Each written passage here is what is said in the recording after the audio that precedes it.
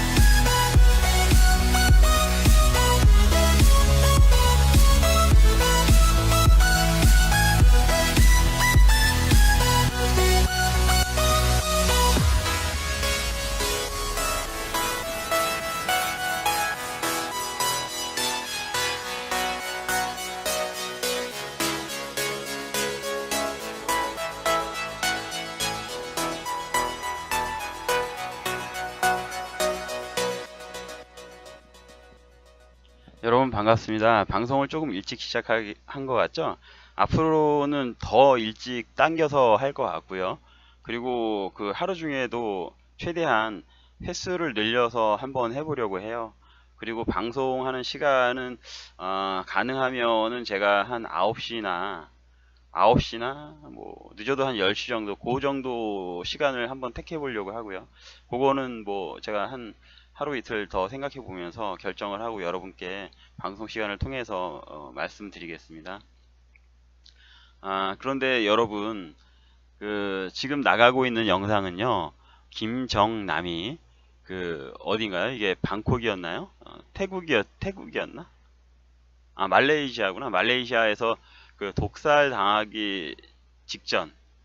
이 지금 사진 자체는 말레이시아에서 찍은 건 아니고요. 이건 아마 도쿄에서 찍은 거 같아요. 예전에 김정남이 자신의 소위 첩이라고 할 수 있나? 첩이라고 부르는 게 맞나? 내연녀를 동반한 채 도쿄에 들려서 도쿄의 디즈니랜드에 가려고 했다가 그것이 아마도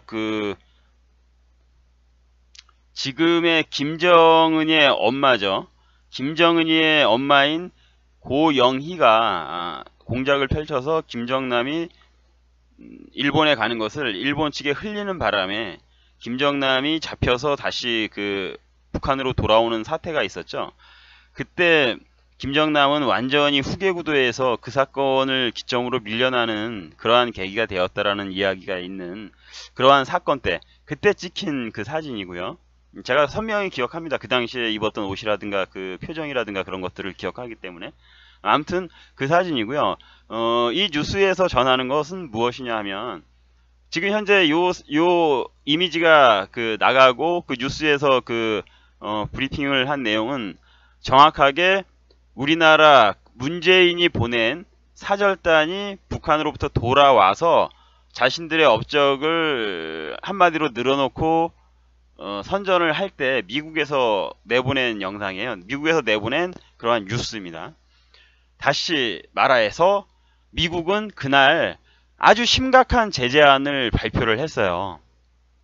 정의용과 서훈과 여러 떨거지 사절단들이 북한에서 돌아와서 성과를 발표하는 날 미국에서는 김정남이 말레이시아 공항에서 독살 당할 때 쓰였던 약품이 국제적으로 완전 금지된, 국제협약에 의해서 금지된 화학 무기라는 사실을 정식으로 검사를 통해서 검증이 됐다라는 발표를 함과 동시에, 그리고 또 그것이 국제협약을 위반한 거기 때문에 아주 강력한 제재를 또다시 기존의 제재에 더해서 가하겠다라는 발표를 그날 밤에 했습니다. 그날 밤에. 그것이 폭스뉴스로 나온 거고요. 이 화면은 그 당시 김정남이 죽은 것에 대한 그러한 이야기를 전하면서 나왔던 사진이고요.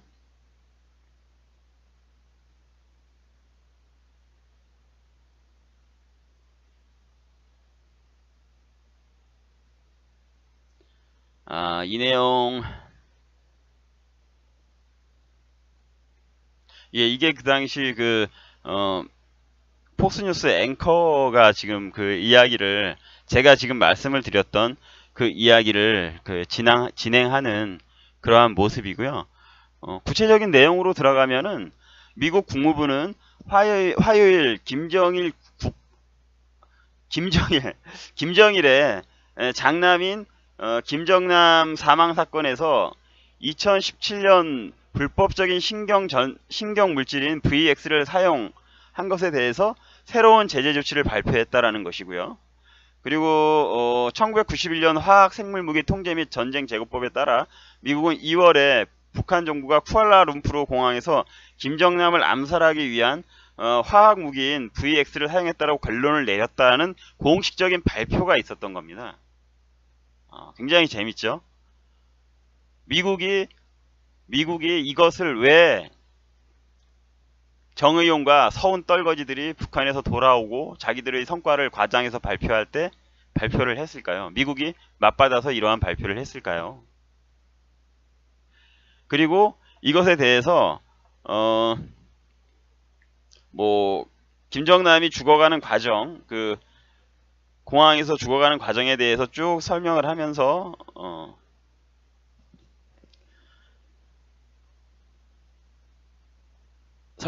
마지막에 트럼프의 트위터 내용을 설명을 하면서 뉴스를 맺었습니다. 트럼프의 트위터 내용. 수년 만에 처음으로 모든 관계자들이 진지한 노력을 기울이고 있다. 거짓 희망일지는 모르지만 미국은 어느 방향으로도 갈 준비가 되어 있다라는 그 말을 끝으로 이 뉴스를 맺었는데요. 사실 이것은 제가 그날 이거 뉴스가 나온 날 여러분께 방송을 하려고 준비했었던 것이에요. 그런데 어쨌든 오늘 방송하는 그러한 주제하고도 연관이 되기 때문에 제가 보여드리고 말씀을 드리는 거고요. 좀 전에 이야기했던 트럼프가 이야기한 거짓 희망일지는 모르지만 미국은 어느 방향으로든 갈 준비가 되어 있습니다라고 한 그 이야기에 대해서 정말 해석이 분분하더라고요. 여러분들은 두 방향, 어느 방향이라고 하는 트럼프가 지칭한 두 방향이 어디일 것 같아요?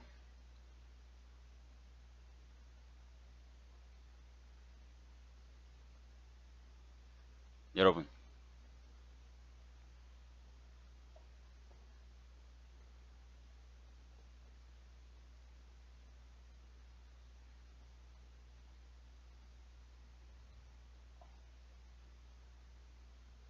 여러분은 그 방향이 어디일 거라고 생각을 하십니까? 어느 방향, 두 방향이 국내에서 설명을 한 것은 어떠한 것이었냐 하면, 굉장히 뭐라고 할까요? 이해가 좀 하기 힘든, 그러한 식의 설명을 했었던 것 같아요.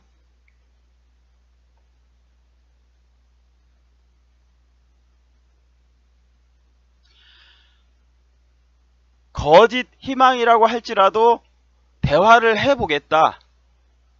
진지한 대화를 해보겠다. 라는 이야기. 그러니까 그 이야기는 우리 보수에게는 굉장히 실망적인 해석이 되겠죠. 그런 식으로 해석을 한다면.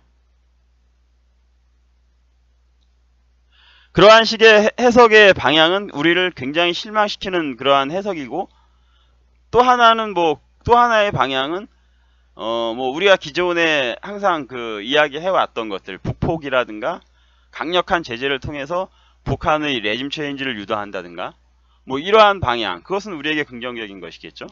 이러한 식으로 지금 그 두 가지를 놓고서 기존의 언론들은 이야기를 하는데요. 저는 전혀 아니다라고 봐요. 저는 그것이 전혀 아니다라고 봅니다. 그것이 전혀 아니다라는 건 무슨 의미냐면, 거짓 희망이라고 할지라도 라는 그 말에는 거짓 희망이라고 할지라도 대화를 하겠다라는 게 아니라 구체적으로 대화를 하겠다라는 말 자체가 없잖아요. 거짓 희망일지라도 뭐 두 가지 방향에 대해서 우리는 일을 해 나가겠다, 그러한 말을 한 것인데, 그 두 가지 방향 다 저는 거짓이라고 하면은 진짜로 아주 박살을 내버리겠다, 거짓이라고 판단이 드는 순간, 생각이 드는 순간 북한은 지도상에서 사라질 것이다, 이러한 내용이 하나이고요. 또 하나의 방향, 그것 우리에게 긍정적인 해석이라고 하는 그것도 역시 마찬가지로 거짓이 아니면은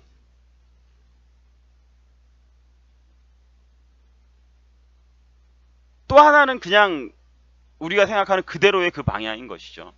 거짓 희망이라고 할지라도 박살을 내버리고, 거짓 희망이 아니면 또 박살을 내버리는, 저는 완전히 북한을 공격하겠다라는 강공의 어떠한 의미로서 중간에 어떤 거짓 희망에 대한 해설이 없잖아요. 이야기가 없잖아요. 트럼프가 이야기를 한 게 없잖아요.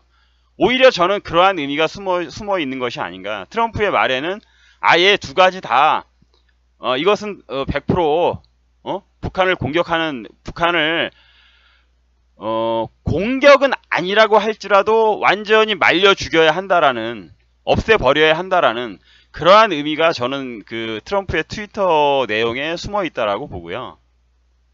그래서 이것은 우리 그 보수들이 그 내용에 대해서 일말의 불안함을 가질 필요가 전혀 없다라는 여러분께 말씀을 드리고 싶어요.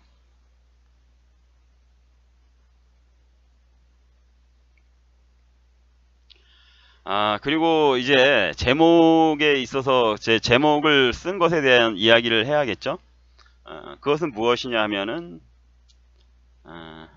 여러분, 미국은 정말 지금 국제적으로 반드시 해결을 해야 될, 갈등이 첨예하게 대립하고 있는 지역이 두 군데가 있는데, 반드시 해결을 해야 될 두 군데의 지역이 있죠. 그것을 예전에 부시는 아그리축이라고 이야기를 했었고요. 그런데 여러분, 지금 그 중에 한 곳이 이스라엘에 맞서는, 첨예하게 맞서는, 뭐 다 빼고, 아랍 지역의 여러 국가들 빼고 이스라엘과 이란으로 대표되는 그 중동이 있고요. 그리고 또 한 곳이, 제 방송을 계속해서 들어오신 분들은 잘 아시겠지만 그곳과 맞물려서 돌아가고 있는 곳이 바로 대한민국이죠. 동북아라는 이야기입니다. 그런데 여러분, 우리가 생각할 때, 또 여러분들이 생각할 때, 이 두 군데 중에서 지금 어느 곳이 더 해결하기가 쉬워졌나요? 이건 저번 방송에서 제가 말씀을 드렸던 건데요. 지금 이스라엘과 이란은 난리가 아닙니다. 아주. 예. 곡부터도 이상하지 않을 정도의 그 흐름을 보이고 있고요. 여러분, 우리 한번 이야기 해보죠. 지금 미국의 입장으로 보았을 때 이스라엘과 이란의 문제, 이스라엘과 아랍의 문제를 해결하기가 더 쉽습니까? 아니면 동북아 문제를 해결하기가 더 쉬운 상황이 되어버렸습니까?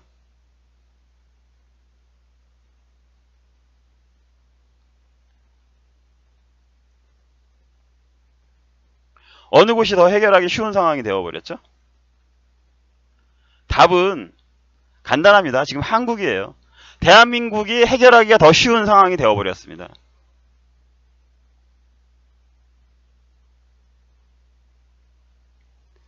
이스라엘 문제는요, 간단한 게 아니에요. 지금 요번에 그 동북아 문제가 해결하기 쉽게 되어진 것은, 동북아에 있어서 입을 틀어 막아야 될 나라가 몇 개 정도가 되나요? 일본은 지금 현재 동맹국이니까 불만이 있어도 그냥 넘어갈 것이고요. 100% 그냥 넘어갑니다. 이 상황에 있어서 미국이 하자는 대로 할 수밖에 없죠. 요번에 그 중에 하나인 중국과 러시아 두 개밖에는 이제 안 남은 건데 중국과 러시아의 입만 틀어막으면 되는 건데 요번에 중국은 완전히 꼬리를 내려버렸죠. 그건 아까 오후 방송에서 이야기했습니다. 중국이 완전히 꼬리를 내려버린 상황이 되어버렸죠. 빌었잖아요. 미국에게. 형 잘못했어. 우리 무역전쟁 하지 맙시다.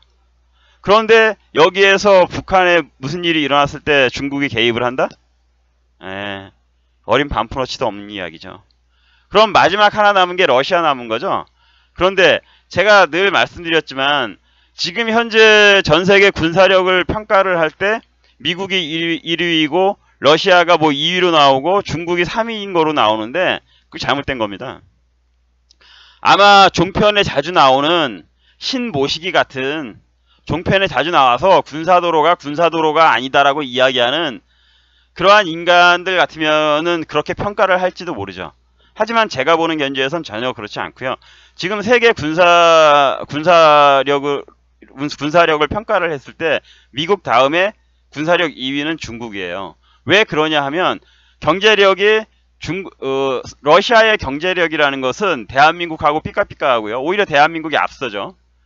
그러한 그 경제력을 가지고 있는 나라는 전쟁을 치를 수가 없습니다.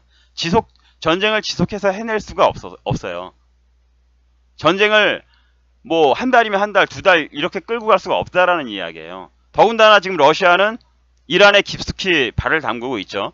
시리아 문제에 깊숙이 발을 담그고 있어서 러시아는 사실상 지금 현재 이스라엘과 전쟁을 벌이고 있는 상태나 마찬가지예요.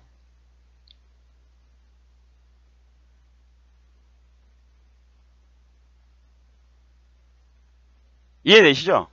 그렇기 때문에 러시아는 군사력으로도 이미 중국한테 뒤져 있는데 왜 중국에게 뒤져 있냐? 그 이야기는 중국은 전쟁을 하거나 그랬을 상황에서 소위 말해서 병력을 뽑아내거나 우선은 인구가 엄청나죠. 인구가 어마어마하죠.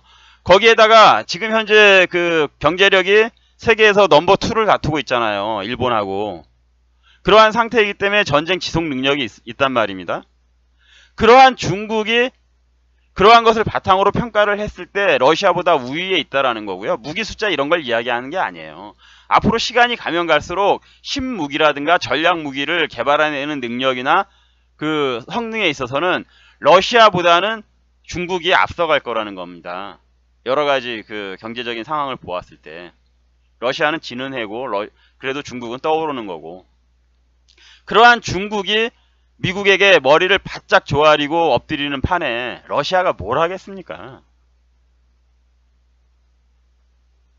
러시아가 뭘 하겠어요? 그러면 여러분 답은 간단히 나왔잖아요. 답은 어떻게 나온 겁니까 지금?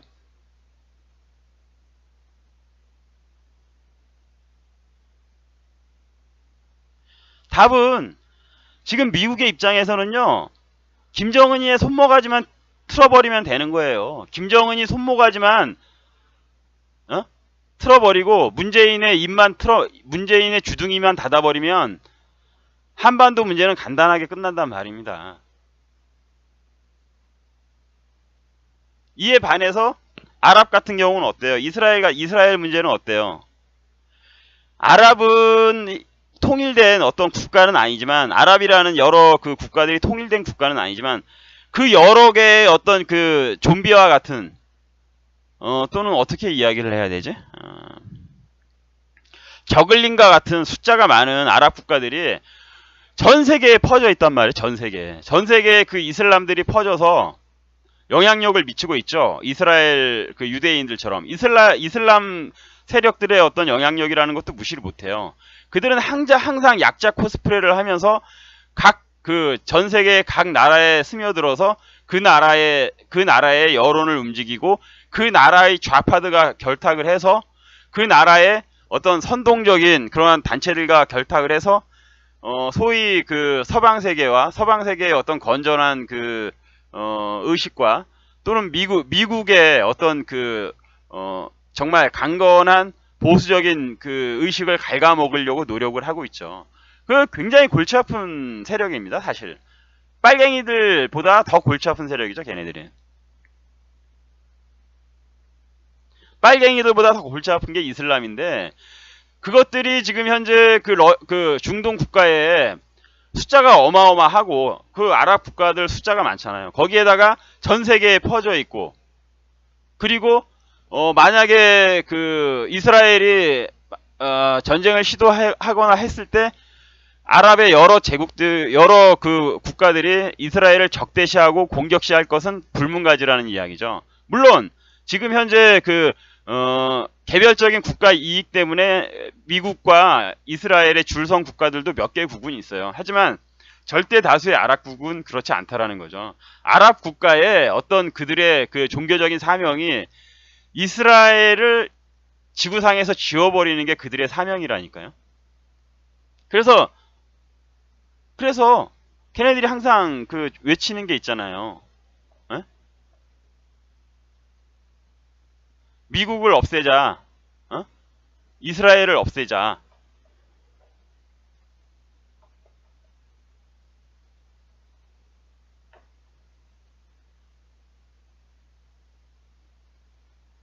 언제나 그것은 그 변함이 없단 말입니다.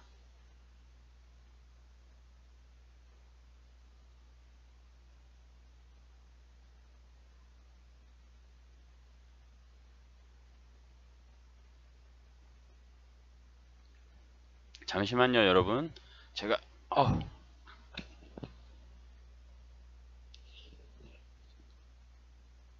물을 끓여야 될 것 같아요. 마실 거를 준비를 안 했네요.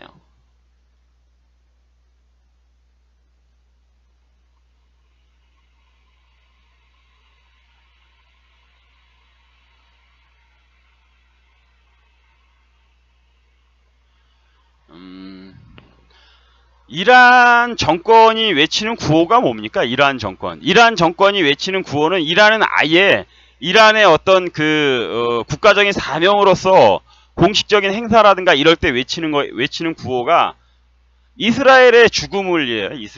이스라엘의 죽음을, 또는 미국에게 죽음을. 이거 굉장히 유사하죠. 누구랑 유사한가요? 이것은 그 북한하고도 굉장히 닮은 면이 있죠.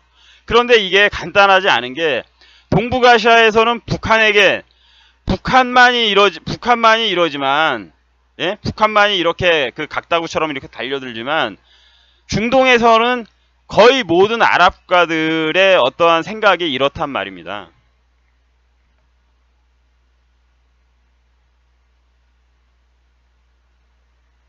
응? 여러분, 어디가 이제 왜 지금 현재 동북아시아가 해결이 더 쉬운지 여러분 그 감이 오시죠? 거기에다가 지금 현재 시리아 내에는 이란의 그 군사기지들이 곳곳에 들어서 있고요. 거기에다가 지금 시리아의 아사드 정권이 버티고 있는 어떤 그 배경이 뭡니까? 미국이 지금 시리아 내에 들어가서 작전을 하고 쿠르드 반군을 도와주고 그 시리아 반정부군을 도와주고 있는데도 불구하고 시리아의 아사드 정권이 버티고 있는 배경이 여러분 뭐예요?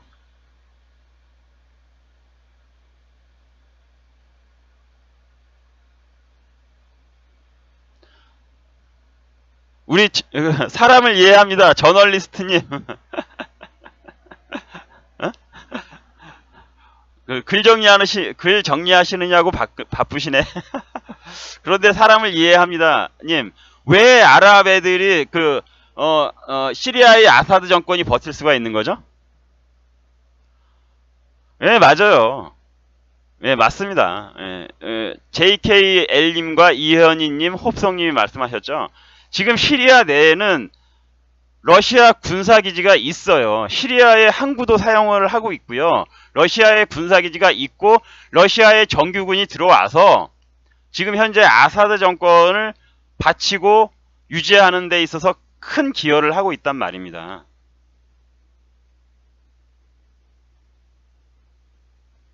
그래서 안 망하는 거예요. 그래서 그나마 지금 현재 그 아사드 정권이 망할 것 같았었는데 버티고 있는 배경이 그렇고요. 거기에 더해서 제가 좀 전에 김정남이 죽은 게 VX 가스에 의해서 죽었다라고 말씀을 했고, 그것이 정의용이 북한을 갔다 와서 자신들의 이야기를 과장해서 이야기하고 떠벌릴 때 미국에서 새로운 제재를 발표하는 근거가 되었다.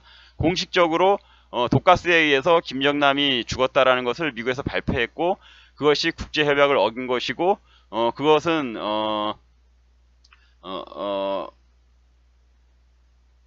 굉장히 엄하게 지금 현재 다루고 있는 문제죠. 예, 절대 써서는 안 되는 그러한 물질인데, 그 뉴스를 왜 터뜨렸겠냐고.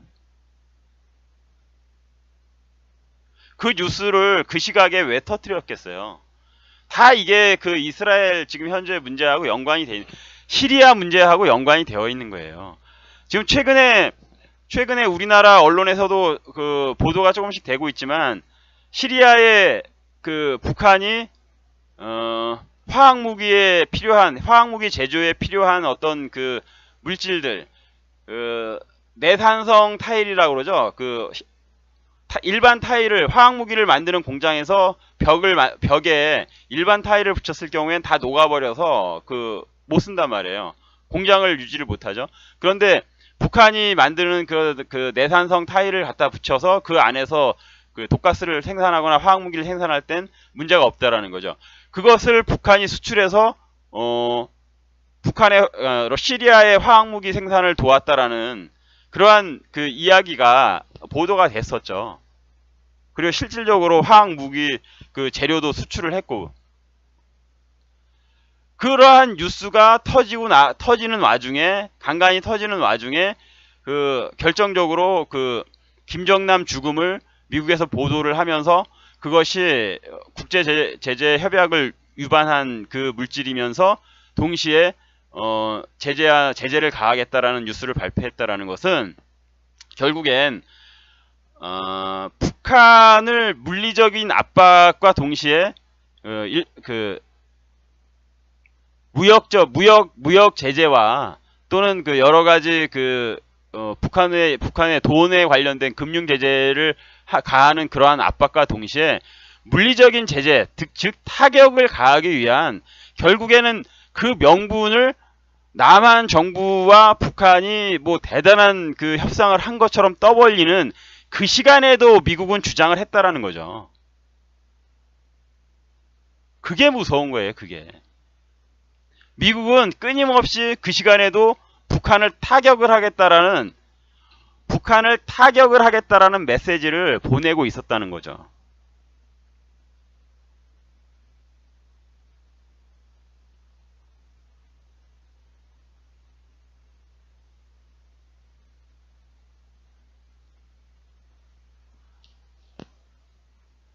그래서 지금 이제 요 부분에 대해서 제가 결론을 맺겠습니다. 북한은 완전히 지금 현재 코너로 몰려 있는 상태고요. 그것은 물질적인 코너입니다. 돈이 없습니다. 국가를 운영할 수 있는 아주 기본적인 그 물질인 에너지인 기름이 없습니다. 기름이 떨어져 가고 있습니다. 거기에 더해서 돈이 없다 보니까 먹을 것이 궁핍해지겠죠. 저는 사실 요번에 그 남한에 사절이 갔을 때 그 먹을 것을 내놓고 그럴 때 굉장히 북한에서 북한 애들이 바들바들 떨면서 내놨을 것 같아요. 북한 애들이 바들바들 떨면서 그 귀한 캐비어 같은 거는 지금 북한이 살 수가 없는 물질이죠. 제재 때문에. 예? 뭐 어디서 구했는지 뭐 비축한 걸 줬는지는 모르겠지만 그런 거를 내놓으면서도 북한은 굉장히 지금 바들바들 떨면서 내놨을 것이다. 없어요. 그런 게 없습니다. 그런데 여기에 더해서 정말 결정적인 우리가 북한이 망가지겠다라는 확신이 드는 소식을 접했죠. 그 소식이 뭡니까? 어저께 터져 나온 중국의 그 교만하고 거만한 왕이 새끼 있잖아요. 왕이. 그 건방진 진짜 제가 제 앞에 서 있으면 죽통을 한 방 먹이고 싶은, 죽통을 날리고 싶은 새끼가 왕인데요. 그 왕이라는 놈이 미국에게 발발 기는, 정말 엎드려 비는 듯한 우리가 청나라에게 삼전도 굴욕을 겪었듯이 그것과 버금가는 굴욕적인 성명서를 발표를 했죠. 기자회견을 했죠. 왕이가. 지금 북한의 최대의 후견인이 그렇게 되었다라는 소식은 곧 무엇을 뜻합니까? 무엇을 뜻해요? 북한은 이제는 중국으로부터도 국물도 기대하기가 힘든 상황이 됐다라는 겁니다. 북한의 최대 후견인인 중국으로부터도 그 어떠한 기대도 하기 힘들게 되었다라는 거예요. 자, 여러분 여기서 우리가 무엇을 유추할 수가 있죠?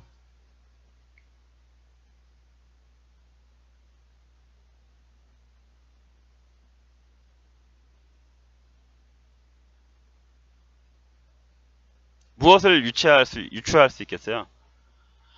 미국이 트럼프가 문재인이 원하는 대로 해줄 이유가 전혀 없는 거예요. 무슨 미친 언론들이, 미친 쓰레기 같은 언론 새끼들이, 언론사들이, 예? 문재인이 운전석에 올라탄 것처럼, 한 건 한 것처럼, 뭔가가 될 것처럼 떠들어대는데, 세상에 말이나 되는 이야기입니까? 압도적인 우위에 서서, 예? 99%의 승률이 있는데, 미국이 물러서? 미국이 문재인이 원하는 대로, 김정은이 원하는 대로 해줘요? 어린 반프러치도 없어요. 어린 반프러치도 없습니다. 이 쓰레기 같은 것들이 뭔가가 될 것처럼 이야기하는데 다 개소리고요. 여러분, 아무것도 아닙니다. 정말 제가 여러분께 안심하라는 말씀을 드리고 싶습니다. 이 개쓰레기 같은 언론들이 말입니다. 정말 나중에 죽탱이를 얼마나 맞으려고, 국민들에게 얼마나 죽탱이를 맞으려고 저러는지 제발 그랬으면이 아니에요. 레디오님.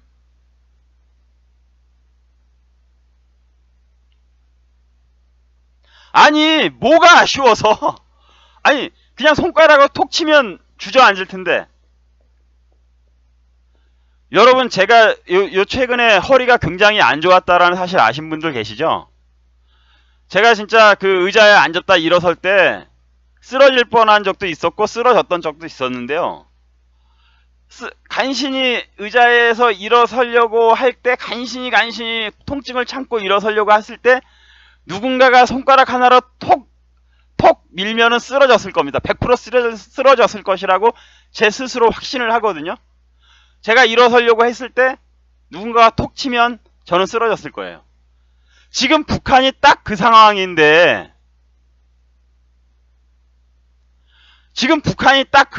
미쳤습니까? 미국이? 미쳤어요? 트럼프가? 미쳤습니까? 그래서 트럼프가 두고 보자는 거예요. 에? 요번에 그 트럼프의 그 의견이 뭐였습니까? 5월달쯤에 보자. 그런데 중요한 건 그 5월 중에 보자라는 그 말 속에서도 시기와 장소를 이야기 안 했단 말입니다. 시기와 장소를 이야기를 안 했어요. 시기와 장소를. 이건 뭡니까? 예? 트럼프 자신이 성사될 가능성이 없다라는 걸 알고 있는 거예요. 트럼프 자신이 이것은 성사가 될 가능성이 없다라고 이미 그 내용 속에 함의를 해서 저희들에게 알려주는 겁니다. 알려주는 것. 안 한다는 거예요. 안 한다는 거. 간단한 겁니다. 내용은. 제가 지금 이 사진을, 이 이미지를 띄운 의미가 있는데요. 이때 트럼프가 뭐라 그랬습니까? 아방카가 한국에 방문할 때 트럼프가 보냈던 그 사진인데, 옛날 그 트럼프가 한국을 방한했을 때 추억을 뭐 회고를 한다라는 뜻에서 보낸 건지 뭐 그건 아니겠죠. 보낸 건데, 여기에서 트럼프가 뭐라 그랬습니까? We will win이라고 그랬는데 우리는 이길 것이라 그랬어요. 우리는 이길 것이다라고 이야기했는데 여기서 우리가 불분명하다니까. 여기에서 우리는요, 트럼프가 이야기한 우리는 트럼프와 트럼프의 진짜 동맹들, 영연방이라든가 일본이라든가 이러한 진짜 동맹을 지칭한 것이지 문재인을 지칭하지 않았다라고 저는 확신을 합니다. 물론 머리가 빡대가리인 개 돼지들과 문재인 같은 애들은 이 위가 자기들도 포함이 될 거라고 생각을 하겠죠.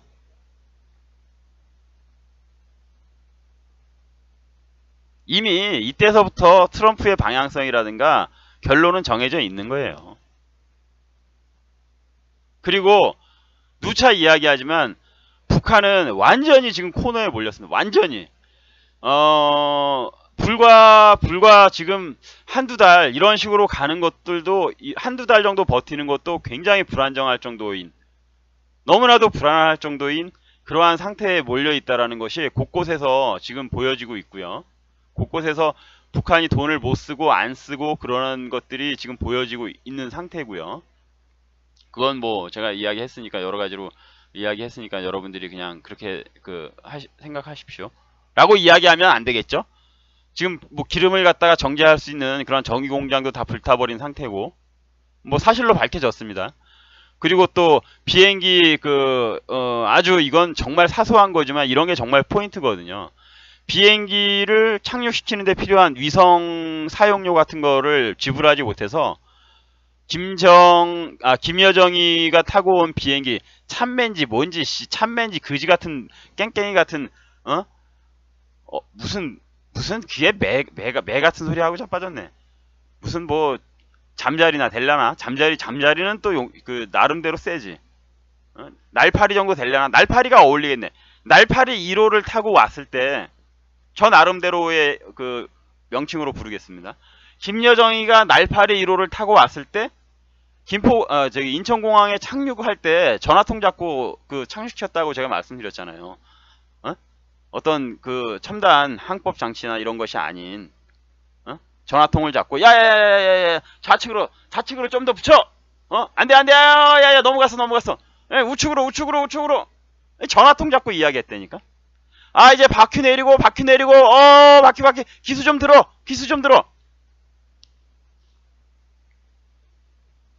이게 한 어떤 국가의 모습이냐고. 이게 정상적인 국가의 모습이냐고요. 이러한 저러한 것으로 미루어 봤을 때 북한은 지금 한두 달 이런 식으로 가는 것도 굉장히 어려운 상태라는 거예요.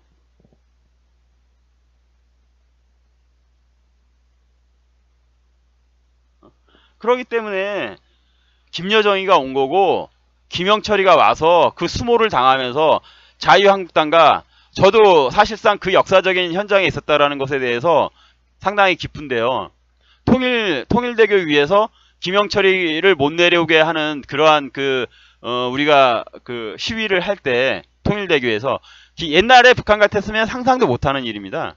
돌아갔죠. 그냥 이런 쌍 갓나들 이러면서 돌아갔을 텐데 그러지 않고 김영철이가 끝까지 왔다라는 거, 샛길로 개구멍으로 끝까지 한국을 왔다라는 것은 정말 대단한 사건이었습니다. 사실 알고 보면 자유한국당이 그때 정말 잘한 거고요.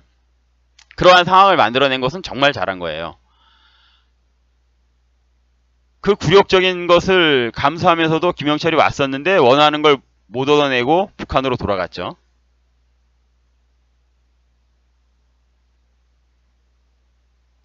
지금 북한은 정말 코너로 몰려있는 겁니다, 여러분. 우리가 그것을 알고 지금 현재의 상황을 인식을 한다라면 불안할 필요가 없고요. 결국엔 우리가 의도하는 대로, 보수가 생각하는 대로 우리나라는 지켜지고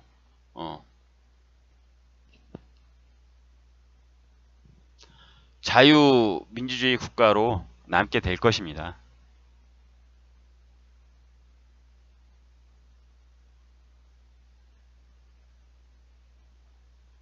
자, 그래서 이 문제는 이제 최종적으로 결론을 짓겠습니다.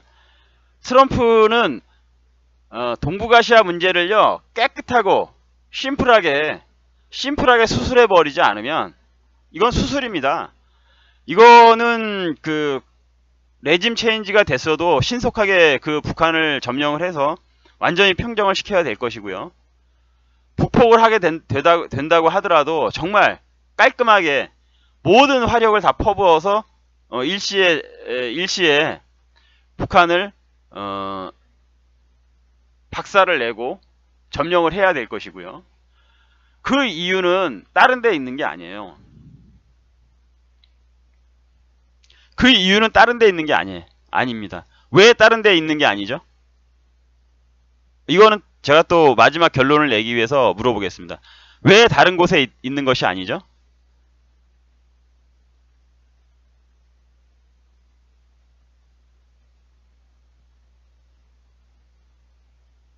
제가 아까 이야기한 곳에 답이 있는데,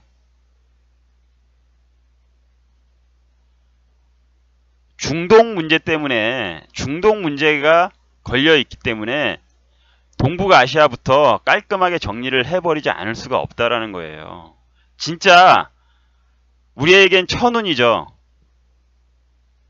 우리에겐 천운인 게, 지금 동북아시아 문제를 제가 아까 그래서 처음 서두에 어디가 먼저 정리하기에 좋냐라고 말씀을 드렸잖아요. 어디가 먼저 정리하기 편하겠냐라는 말씀을 서두에 제가 드렸잖아요. 그렇기 때문에 동북아시아가 정리하기가 훨씬 더 수월해졌고 깔끔하죠. 지금 현재 구도가. 여기를 정리한 다음에 신속하게 다음 문제를 해결해야 되기 때문에 그 문제야말로 길고 긴 어떤 싸움이 될 것입니다. 예? 그게 맞물려 돌아가는 것이기 때문에 지금 동북아시아 문제는요, 심플하고 깔끔하게 정리를 할 겁니다. 여러분, 절대로 문재인이나 김정은이의 수는 너무나도 유치하고 우습게 보일 수밖에 없는 거예요. 트럼프에겐. 그걸 누가 자기에게 99.9% 유리한 것을 누가 그 약자가 유리한 쪽으로 그 상황을 협정을 맺어주겠어요. 예수님이라도 그렇게 안 해요. 이 상황에서는 예수님도 그렇게 안 해. 왜냐하면 북한 애들은 너무나도 악한 짓을 많이 했기 때문에.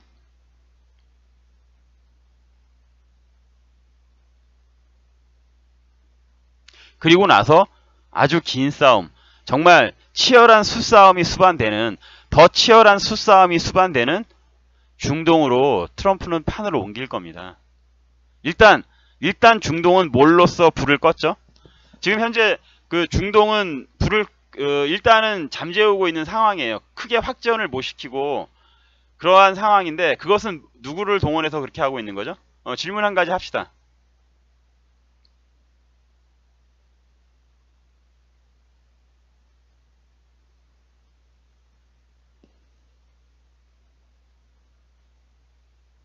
이스라엘을 동원해서, 이스라엘이 지금 홀로 막고 있는 거예요. 이스라엘은 러시아하고도 대거리가 돼요. 러시아가 항상 푸틴이 감히 거만하게 굴지 못하는 게 이스라엘입니다. 이스라엘. 요번에 이스라엘과 푸틴하고 회담하던 장면이 있는데, 제가 그 이미지는 가지고 있질 않아요. 그래서 나중에 그거 제가 따로 그 이미지를 받아서 여러분께 보여드리겠습니다. 그 거만한 푸틴이 이스라엘 앞에서는요, 함부로 못해요. 네타냐후 앞에서 그 회담할 때 머리 꼿꼿하게 들고 거만한 행동을 못합니다. 왜? 이스라엘이 가지고 있는 핵미사일이 200기가 넘어요. 200기가. 그 200기가 넘는다라는 게 어느 정도겠어요. 러시아를 상대로 해도 러시아라는 나라가 의미가 없어지는 그러한 그 전력이란 말입니다. 그리고 이스라엘은 지금까지도 어떠한 상황에도 우리는 무력을 포기하지 않고 전쟁을 회피하고 두려워하지 않는다라는 것을 지금까지 보여줘 왔던 나라죠. 단 한 번도 그 성공을 하거나 이스라엘 본토가 위협을 받을 때 성공을 하거나 전쟁을 벌이는데 주저하지 않았던 나라가 이스라엘이에요. 그렇기 때문에 모든 아랍 국가들이 함부로 이스라엘을 못하는 거고, 러시아도 이스라엘에 대해서 함부로 못하는 것이죠. 그러한 이스라엘을 길을 살려줌으로써, 트럼프가 길을 살려줌으로써 이스라엘이 적극적으로 지금 나서고 있죠.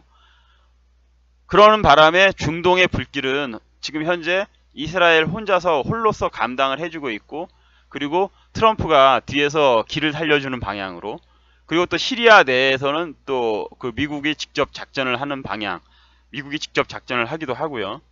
그런데 이게 오랫동안 가면은 이스라엘도 힘들어요. 이스라엘이라는 나라 경제력이라든가 이런 걸 다 보았을 때 전쟁 지속 능력이 그렇게 길지 못하단 말입니다. 그리고 미국이 양쪽의 상황을 계속해서 같이 신경을 써나가는 것도 부담이 되는 거고요. 그런데 지금 현재 중동의 정세는 굉장히 복잡해지고 있죠. 지금 그 러시아는 깊숙이 개입을 했고, 그 중국도 알게 모르게 그 이란과 그 반 이스라엘 세력에 그 후원을 하고 있는 상황이고요. 거기에다가 지금 시리아 내에서는 북한군이 직접, 북한의 특수부대가 시리아에 들어와서 시리아 정부군과 함께 시리아 반정부, 즉 미국 측을 상대로 교전을 벌이고 싸우고 있다라는 게 확실한 이야기고요. 정설이고요. 거기에다가 터키가 지금 깊숙이 개입을 하고 있죠. 터키가 이스라엘 시리아 내전에 깊숙이 개입을 해서, 저는 터키 진짜 우리나라가 뭐 터키하고 형제 국가 입내 하는 것도 좀 마음에 안 드는데요. 터키가 지금 그 시리아 영토 깊숙이 개입을 하고 있단 말입니다. 들어가서 쿠르드족 반군을 몰아내고 학살하고 그런 행위를 하고 있단 말입니다. 즉 터키는 한 번도 그 이스라엘과 미국에 대해서 우호적인 행동을 한 게 없어요. 미군에게 기지는 제공해주고, 기지를 제공해준 대가로 그 어떤 그 협조는 얻어냈지만, 후원은 받고 있지만 실질적인 미국에 도움이 되는 행동은 안 해요. 이 새끼들이 죄다 IS들을 배후에서 도왔거든요. 그리고 지금 현재 그 시리아 영토 내로 깊숙이 들어가서 쿠르드족을 학살하고 전쟁을 벌이면서 지금 터키군의 손에도, 이게 터키군 그 장갑차에, 터키군 탱크입니다. 이거 그 레오파드죠. 레오파드. 서독의 레오파드 전차인데요. 지금 터키군의 손에도 만만치가 않단 말이에요. 그러면서 전쟁을 지속하는데 어려움을 겪으니까 이것들이 얼마나 양아치 짓을 하냐 하면, 미국이 물리쳤던 IS 애들을 터키 애들이 불려들여서 오히려 전쟁에 지금 활용을 하고 있어요. 그것이 지금 발각이 돼갖고 미국이 굉장히 지금 불편해하고 터키 놈들을 벼르고 있죠. 이럴 정도로 중동의 정세는 매우 복잡해지고 있단 말입니다. 이것이 오래 끌고 간다라면 이스라엘도 버겁다라는 그러한 얘기죠. 그렇기 때문에 결국엔 미국으로서는 동북아 문제를 빨리 그리고 확실하게 깔끔하게 매듭을 지어야 해요. 나중에 다시 한번 여기에 개입하거나 그럴 일이 없습니다. 그러려면은 깔끔한 수술은 뭐예요? 평화협정? 그냥 넘어가는 것? 절대 그렇지 않죠. 나중에 그렇게 됐을 경우엔 핵 문제가 반드시 또 북한 놈들이 뒤통수를 깔 텐데, 그 사실을 너무나도 잘 아는 트럼프가 이렇게 넘어갈 상황이 절대 아니다라는 거예요. 반드시 요번에 북한은 망합니다.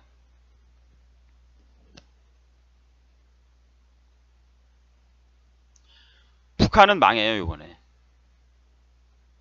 여기서 망한다라는 건 북한 자체의 뭐 국민이 뭐 다 뭐 없어지거나 그런다라는 게 아니라 북한 정권은 망합니다. 북한 정권은.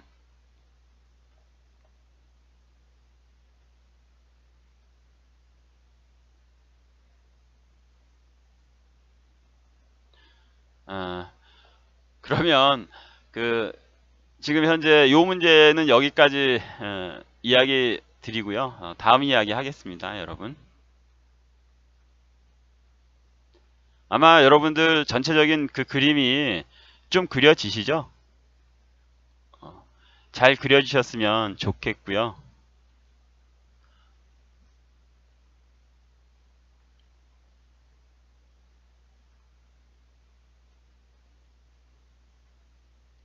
야, 진짜 요즘에 미투 정말, 오늘 조민기 씨가 아주 극단적인 선택을 해서 그 부분은 참 안타깝다라는 생각이 듭니다. 아무리 그래도 지금 조민기 그 사람이 자살을 하고 그런 것에 대해서 뭐 너무 극단적인 또 욕을 하거나 그러는 것은 옳지 않다라고 봐요.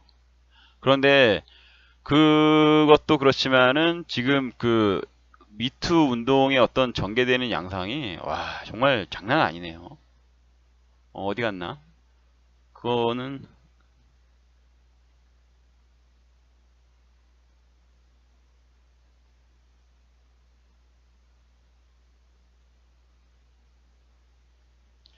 에이 제가 그거 안 만들어 놨나 봐요. 그냥 다른 거 보면서 이야기 할게요.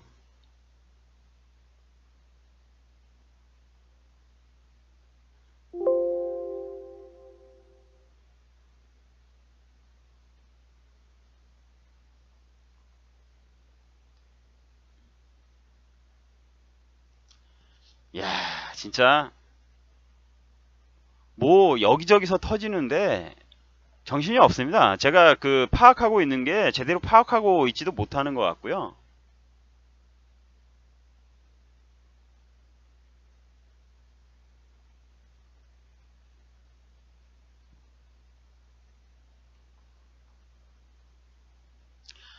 요번에 이것도 지난 겁니다. 이미 다 지난 이야기죠. 뭐 군수 한평 군수 한평 군수 더민주 소속이더라고요.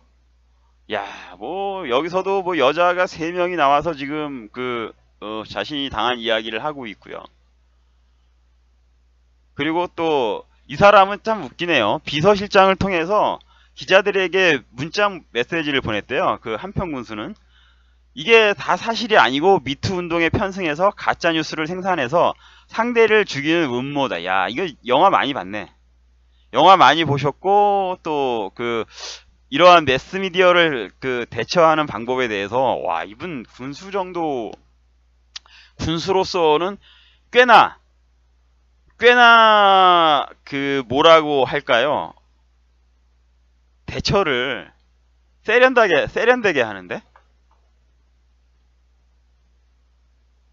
근데 그쪽 분들이 대체적으로 좀 이러한 정치적인 감각이 매우 뛰어난 면은 있어요. 그래서 보니까 이러한 대처를 하는 것 같기도 하고요.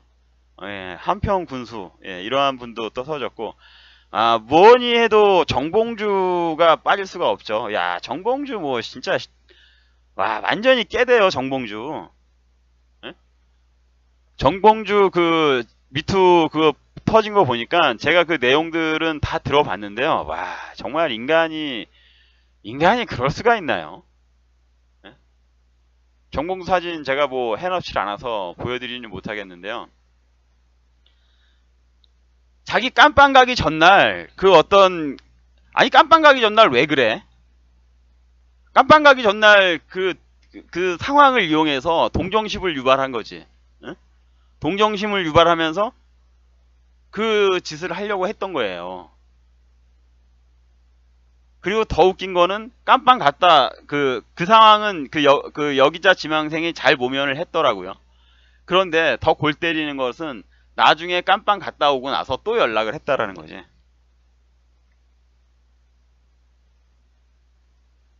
어? 깜빵 갔다 와서 또 연락을 했대요. 아, 나 진짜. 근데 거기서 또 기자가 대처를 잘해서 이미 기자가 돼버린 상태죠. 그 상태에선. 덕분에 여러분 또 하나의 또 하나의 후보가 날라갔습니다. 서울시장 후보라고 나서려고 했던 인간 중에 또 하나가 날라갔습니다. 그러한 점은 정말 우리에게 다행스러운 점이라고 보고요. 아직까지 깨어나지 못한 개 돼지들이 많기 때문에 실상을 잘 모르거든요. 그래서 우리가 힘들게 가는 것보단 원사이드하게 편하게 가는 게 좋잖아요. 이런 것들 하나하나 다 날라가 버려야지 그게 좋은 겁니다.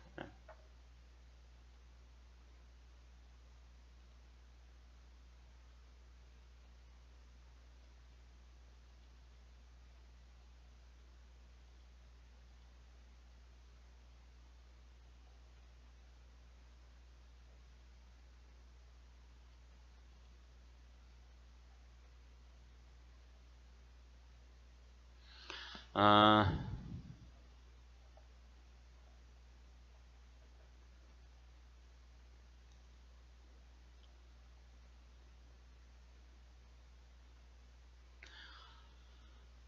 그리고 지금 이제 그 또 정말 아까 제가 오후 방송에서 이야기 드렸던 건데 북한에서 북한 내에서 지금 현재 벌어지고 있는 것 중에 하나입니다. 그런데 그게 어떠한 일이냐 하면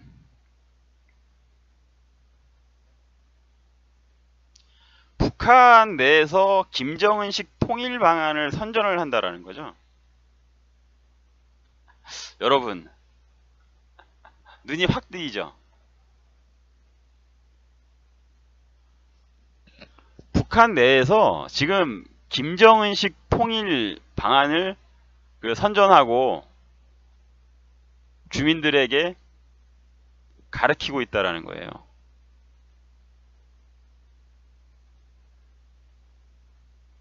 응. 이게 그래서 제가 그 오후에 말씀드린 게 연계가 되는 거죠.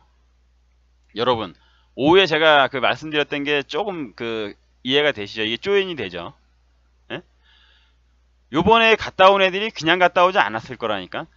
정의용도 그 내용을 모르고 오로지 그 밀봉된 서한을 지금 빨갱이의 최고 총대장인 하나님 아버지인 빨갱이의 하나님 아버지인 김정은에게 바친 거 아니에요? 그리고 나서 김정은이 흉측하게 모든 것을 오케이 사인을 한 거잖아요. 물론 그게 김정은이 원하는 방향으로는 안 나갔습니다. 지금 안 나간 거예요. 트럼프가 시간을 늦추고 그 남북회담 이후로 미뤄 버렸기 때문에 김정은이는 그가 원했던 최소한의 빠른 시간, 북한이라는 국가가 기울어가는 속도보다도 더 빨리 했어야 되는데 그거는 이루지 못했기 때문에 실패했다라고 보여지는데요. 그것에 대한 하지만 북한을 그나마도 일심 파격적인 거 맞아요. 그 남북회담을 하는 것도 나름 진짜 많은 양보를 한 거고요. 그 기존에 그 김여정이나 김영철이가 온 것도 그런 거지만 거기에다가 김정은이가 트럼프를 만나겠다라고 하는 것도 정말 뭐라고 해야 될까요? 많이 숙인 거죠. 진짜 골 때리게 숙인 거죠. 그런데 그걸 이끌어내는 데 있어서 그 시나리오, 주인님이신 김정은이를 달래는데 도대체 이 남한의 문재인이 무엇으로 달랬는가? 한미연합훈련을 연기 안 하는 것 때문에 김영철이가 삐져서 북한으로 돌아갔잖아요. 그런데 불구하고 그때 김영철이가 삐져서 북한으로 돌아갔을 때 왜 삐져서 돌아간 겁니까? 미국이 너무나도 강력하게 제재를 하고 한미연합훈련에 대해서는 막가파식으로 이야기를 했죠. 한국은 이제는 안중에도 없고 대화 파트너도 인정하지 않는다라는 식으로 미국의 대사 대리죠. 지금 현재 마크 네퍼 대사 대리를 통해서 정말 외교적인 동맹으로서는 외교적인 관례를 완전 무시하는 그런 행태의 기자회견을 했단 말이에요. 그거에 쇼크를 받아서 이거 진짜 소위 말해서 X되겠구나라고 문재인과 임종석 주사파 정권이 서둘러서 지금 주인님을 달래러 간 거예요. 이러다간 주인님도 죽고 나도 죽는다, 우리도 죽는다, 이러한 판단에 서둘러서 간 건데, 그러면 무엇을 통해서 한미연합훈련 그거 하나 가지고도 삐져서 돌아간 북한의 주인님을 달랬느냐. 이게 관건인 거죠. 이게 관건이에요. 이게 관건. 근데 이 관건 시나리오를 이놈들도 믿고 그놈들도 믿었을 거라는 거예요. 왜냐? 통 큰 양보, 정말 최후에 제일 셌던 거, 옛날에 북한이 내밀었을 때, 이 카드를 내밀었을 때 망했던 적이 없던 불패의 카드였거든요. 이게 뭐 여러 번 쓴 것도 아니지만 누가 썼습니까? 김정일이가 쓴 거예요. 김정일이가 방콕 델타 아시아은행 그때였던가? 잠깐만, 그때였든지 영변 핵탑 영변 경수로 시설 그거 파괴할 때 그때 쇼할 때 했던 말인지 그럴 거예요. 이게 그때 써먹었던 카드예요. 그때 비핵화, 그때 비핵화 카드를 써먹었단 말입니다. 비핵화를 꺼내면서 이걸 한 거예요.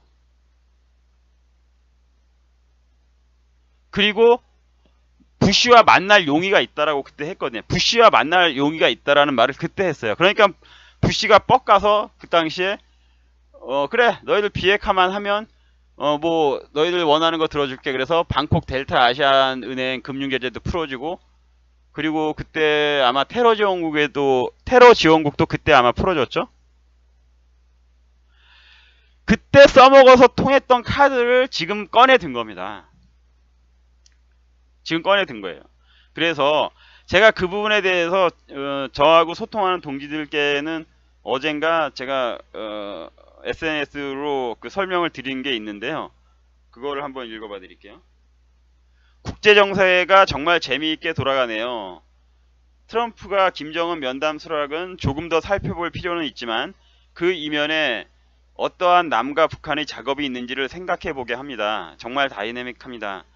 문재인이 그리고 임종석 전대협 주사파 정권이 국민들 모르게 김정은에게 약속한 것이 이 결과의 핵심 사항일 것입니다.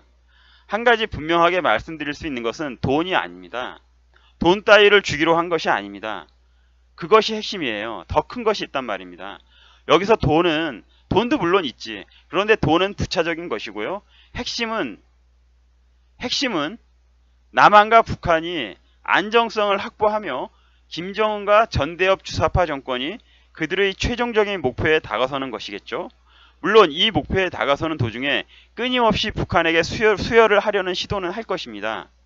정말 큰 운명적인 흐름이 우리 앞에 펼쳐지고 있습니다. 김정은에게 보내는 편지와 트럼프에게 보내는 편지는 전혀 다른 내용을 담고 있을 것입니다. 김정은에게 주인을 달래는 종들의 애틋한 간계가 담겨 있을 것이고, 김정은에게는 주인을 달래는 종들의 애틋한 간계가 담겨 있을 것이고, 그 간계를 김정은이 기특하게 받아들인 것이겠죠. 트럼프에게 보내는 것은 간단한 것입니다.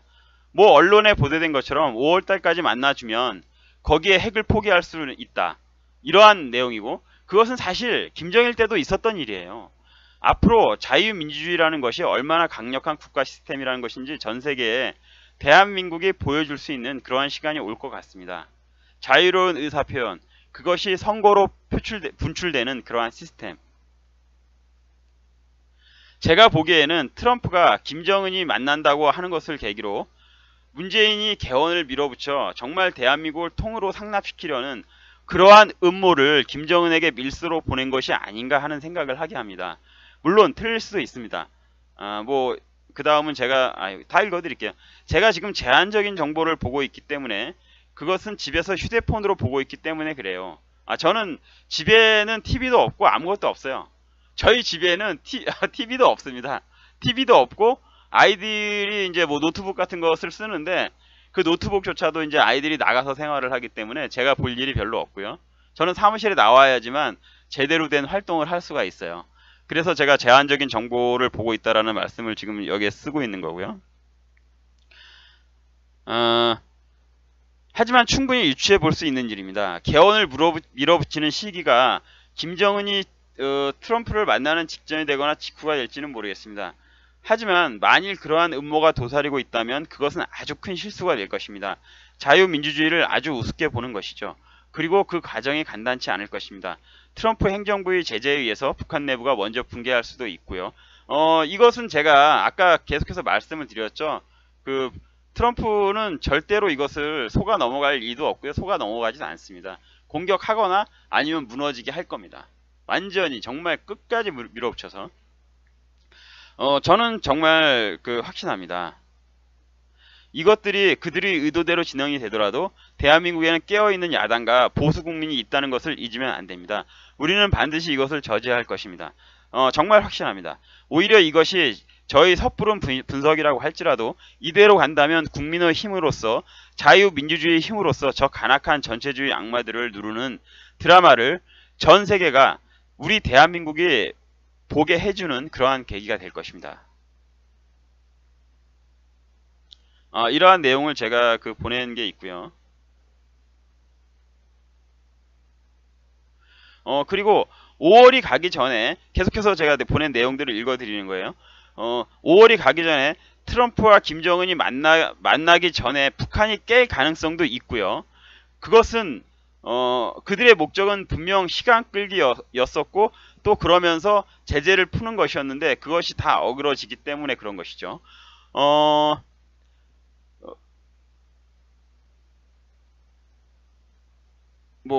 나머진 블라블라. 그리고 제가 또 하나 설명을 드렸던 글들이 있는데 그것에 대해서도 여러분께 읽어 드릴게요. 어떤 내용이냐면 그 북한이 핵에 대해서 이야기한 부분인데요.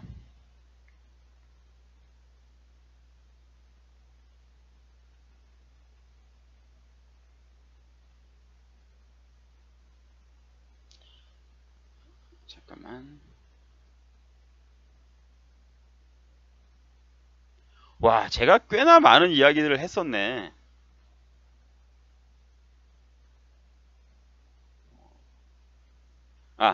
읽어드리겠습니다.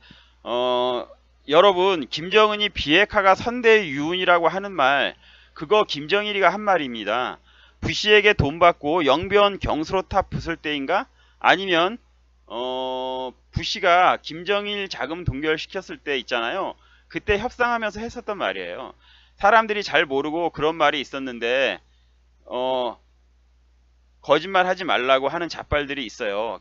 하지만 김정일이 했던 말입니다. 분명히 했던 말이에요. 그리고 여기서 비핵화는요. 그 말이 완성이 되려면 한반도 비핵화라는 말이 반드시 들어가야 되는 겁니다. 그런데 그냥 비핵화를 이야기하죠. 여기에 함정이 있는 거예요. 그냥 비핵화는 미국의 핵 우산, 즉 미국의 핵 억제 자산, 핵 전략 무기들, 핵 잠수함이나 핵 항공모함이나 또는 한반도를 핵으로부터 보호하기 위한 그 핵우산을 뜻하는 겁니다. 그냥 비핵화는 그러한 것들을 뜻하는 거예요. 말에 숨겨진 의미가 있는 것이죠. 한번 찾아보십시오. 절대로 북한은 한반도 비핵화라는 말은 안 합니다. 그게 빨갱이들의 놀라운 말장난입니다. 그러니 선대의 유훈이라는 게 그러니 김정은이 선대의 유훈이라고 하는 말이 실제로 말이 되기는 되는 거죠. 왜? 김정일이가 한 말이 있으니까. 하지만 그것은 한반도에서 북한과 남한의 핵을 완전히 없애겠다라는 그러한 말이 아니라 그 비핵화는 미국의 핵 억제 자산을 뜻하는 그러한 비핵화를 말하는 겁니다. 그걸 가지고 바보 같은 농객들이나 신문에서는 선대 유운이 있었냐 없었냐 떠들고 자빠지고 있으니 그러한 것을 쓰고 있으니 한심한 거죠. 이것의 말뜻, 즉 북한이 말하는 지금 현재 김정은이 말하는 비핵화의 최종적인 그것이 겨누는 최종적인 목표는 한반도의 핵 우산을 거두라고 하는 이야기죠. 핵 억제 자산을 한반도에서 걷어치우라는 이야기고 이것이 결국엔 최종적으로 귀착되는 어떤 귀착 지점은요. 결국은 미군의 철수를 의미하는 겁니다. 여러분 어때요? 놀랍죠? 이게 빨갱이들 즉 북한 애들의 말장난인 거고요. 이 말장난을 알면서 저는 이 지랄을 하는 거라고 봅니다. 알면서도 이 문재인 정권과 저희 쓰레기 같은 저거 우리가 안보실장이라고 이야기해야 돼요? 저걸 우리가 국정원장이라고 이야기해야 됩니까? 저런 쓰레기 같은 것들이 이걸 모르는 척 하는 거예요. 아 정말 짜증납니다.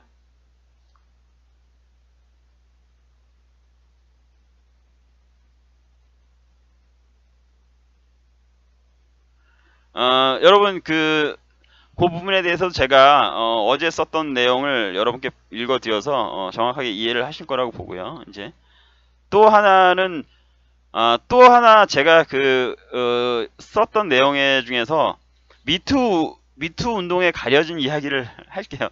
우리가 너무 한쪽으로만 외골수로 바라보면 정말 우리 보수는 안 되는 것이고요. 실제로 미투 운동에 가려진 어떤 진실 또 우리가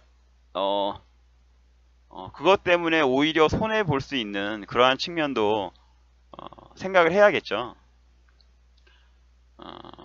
그것은 뭐냐면 영 미투 운동이에요. 영 미투 운동. 남자들은 영 미투 운동을 하지 못하죠. 지금 현재 이 분위기 때문에도 못할 거예요 아마. 그 부분에 대해서 제가 썼던 글이니까 여러분께 읽어드리겠습니다. 예전에 여러분 그 미국 영화에서 직장 상사인 여자 누군가요? 예전에 그 머리 대머리고 액션 영화에 정말 많이 출연했던 친구. 아, 브루스 윌리스. 그 브루스 윌리스의 부인이었던 데미 무어가 출연했던 헐리우드 영화죠. 거기에서 보면은 데미 무어는 꽤나 유능한 그 직장 상사였고요.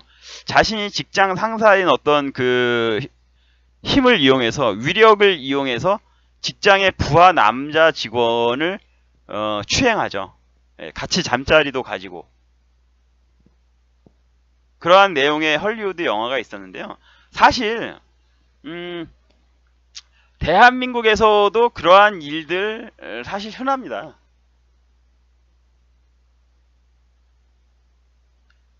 대한민국에서 그런 이야기들 흔해요.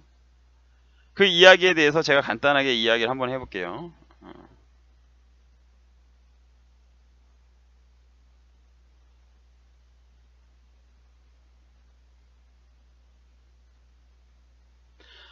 지금 미투 운동이 좌파들 때문에 가해자가 남성들만의 전유물처럼 여겨지는 상황이 펼쳐지고 있는데요.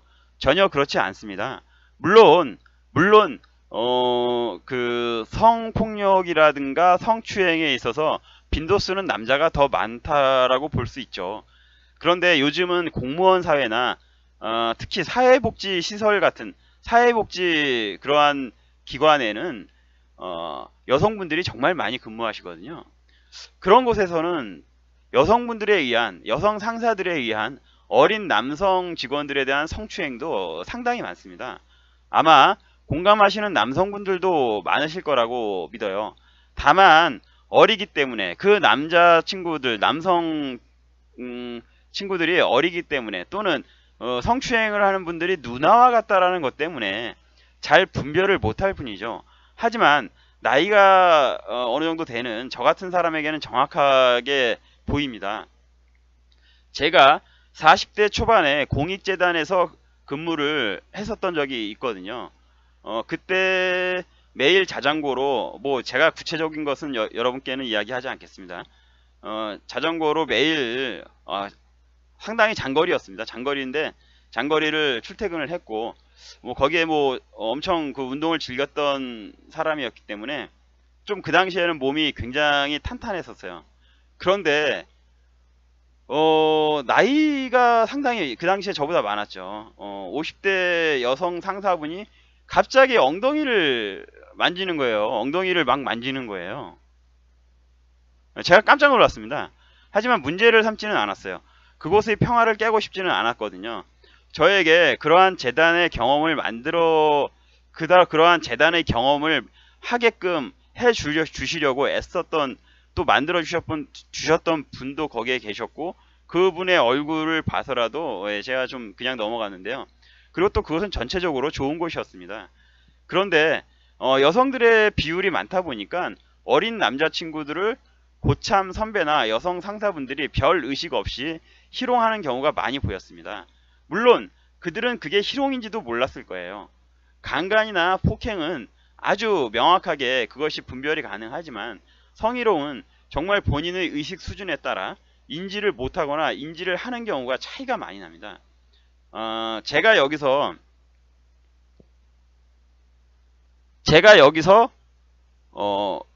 여러분께 말씀을 드리고 싶은 건 뭐냐면, 이러한 어떤 성추행, 성폭력의 본질은요, 사실은 남성이냐 여성이냐의 문제라기보다는 남성이나 여성이냐의 문제가 아니라 이 문제의 본질은 권력입니다. 권력. 권력이 성추행, 성폭력의 본질입니다. 권력을 가지고 있으면 쉽게 보는 거죠. 제가 이야기하고 싶은 부분은 이 부분이고요.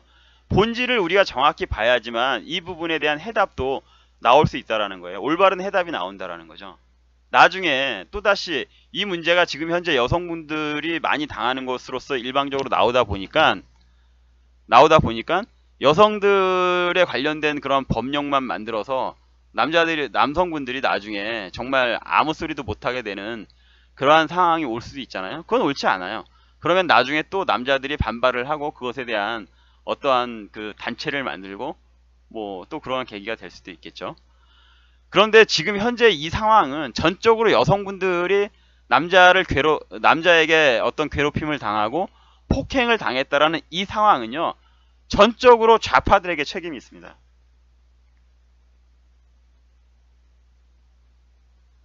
좌파들에게 책임이 있어요. 왜? 우파들에 관련된 문제들은요, 오히려 역으로 요즘에 여성분들이 남성분들에게 그 모함을 하거나 어떤 그 거짓 고소를 하는 경우가 많이 밝혀지거든요. 오히려 우파 성향의 사람들의 사건을 보면은 무고로 밝혀지는 경우가 많아요. 오히려 지금. 그런데 좌파는 100이면 100 정말 정확하게 폭력을 당한 거잖아요. 피해를 당한 거잖아요. 그러니 그들이 감추어졌던 어둡고 비밀스러운 그런 어떤 그 권력 그 노름이라든가 그들 집단이 얼마나 음험한 집단인 것을 방증하는 거죠. 지금 나오는 것으로 보았을 때. 그리고 그것을 벌써 쌍팔년도부터 지금까지 하나도 고치지 않고 하나도 겉으로 드러내서 자신들의 잘못을 바로잡을 그러한 기회를 갖지 않았던 100% 전적으로 쓰레기 같은 좌파들의 책임입니다. 이것은. 그랬기 때문에 자기들이 우파를 잡고자 벌였던 운동이었는데 오히려 자신들을 올가매는 자신들의 목을 치는 그러한 결과를 초래하고 있는 거죠. 나올 곳이 그곳밖에는 없으니까요. 그곳분들밖에는 지금 현재 나오기가 쉽지 않은 상황이니까요.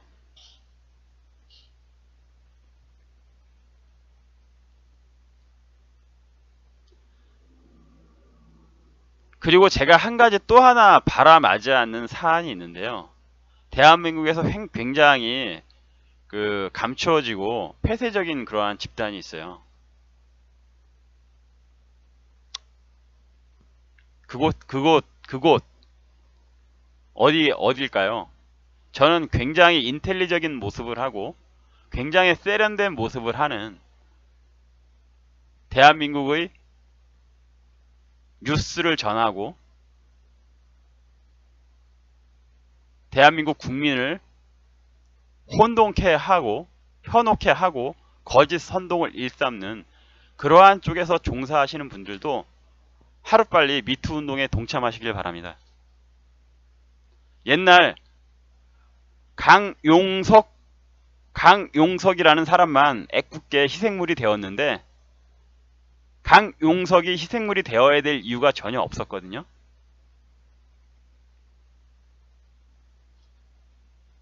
강용석 전 의원 한번 언론에 등판하세요.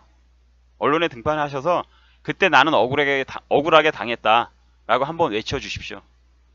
그리고 그곳에서 일하시는 분들 나와서 정말 당한 사람들은 양심 고백하세요. 양심 고백하세요. 저는 그쪽이야말로 나오실 분이 많다라고 생각하거든요. 하루속히 나와서 대한민국을 바로잡는 그러한 계기를 만들어 주시기를 바라겠습니다. 여러분 감사하고요. 오늘 이야기는 여기서 마치겠습니다. 여러분 정말 감사합니다. 동지 여러분 늘 함께 해주셔서 정말 감사하고요. 저 매니저님들께 또 감사하다는 말씀드리고 그리고 오늘 말씀 정리 잘 해주셔서 고맙고요. 무엇보다도 제 방송을 늘 시청해 주시는 말 없는 다수의 구독자님들께 감사의 말씀을 전하겠습니다. 고맙습니다. 여러분 오늘 방송은 여기서 마치겠습니다. 여러분 안녕히 계시고요. 편한 밤 편한 주말 맞이하시길 바라겠습니다. 고맙습니다.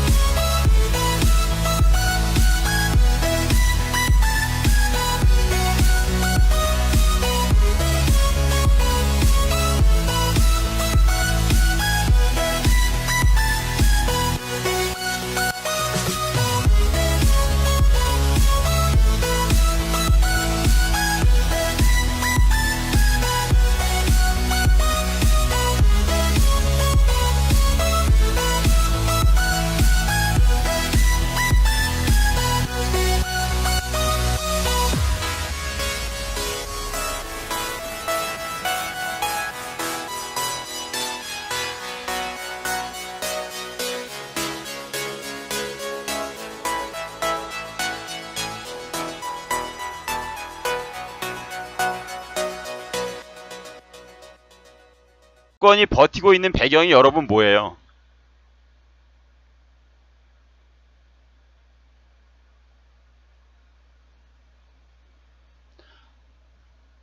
우리 사람을 이해합니다. 저널리스트님. 어? 글 정리하시느냐고 바쁘시네. 그런데 사람을 이해합니다. 님, 왜 아랍 애들이 시리아의 아사드 정권이 버틸 수가 있는 거죠? 예, 맞아요. 예, 맞습니다. JKL님과 이현희님, 홉성님이 말씀하셨죠.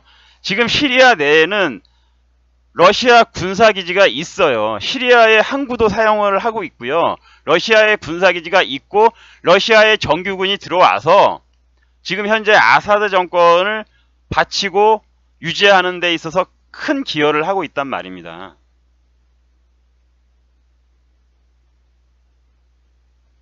그래서 안 망하는 거예요.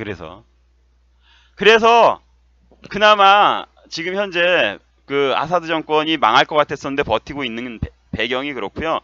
거기에 더해서 제가 좀 전에 김정남이 죽은 게 VX 가스에 의해서 죽었다라고 말씀을 했고, 그것이 정의용이 북한을 갔다 와서 자신들의 이야기를 과장해서 이야기하고 떠벌릴 때 미국에서 새로운 제재를 발표하는 근거가 되었다. 공식적으로 독가스에 의해서 김정남이 죽었다라는 것을 미국에서 발표했고, 그것이 국제협약을 어긴 것이고, 그것은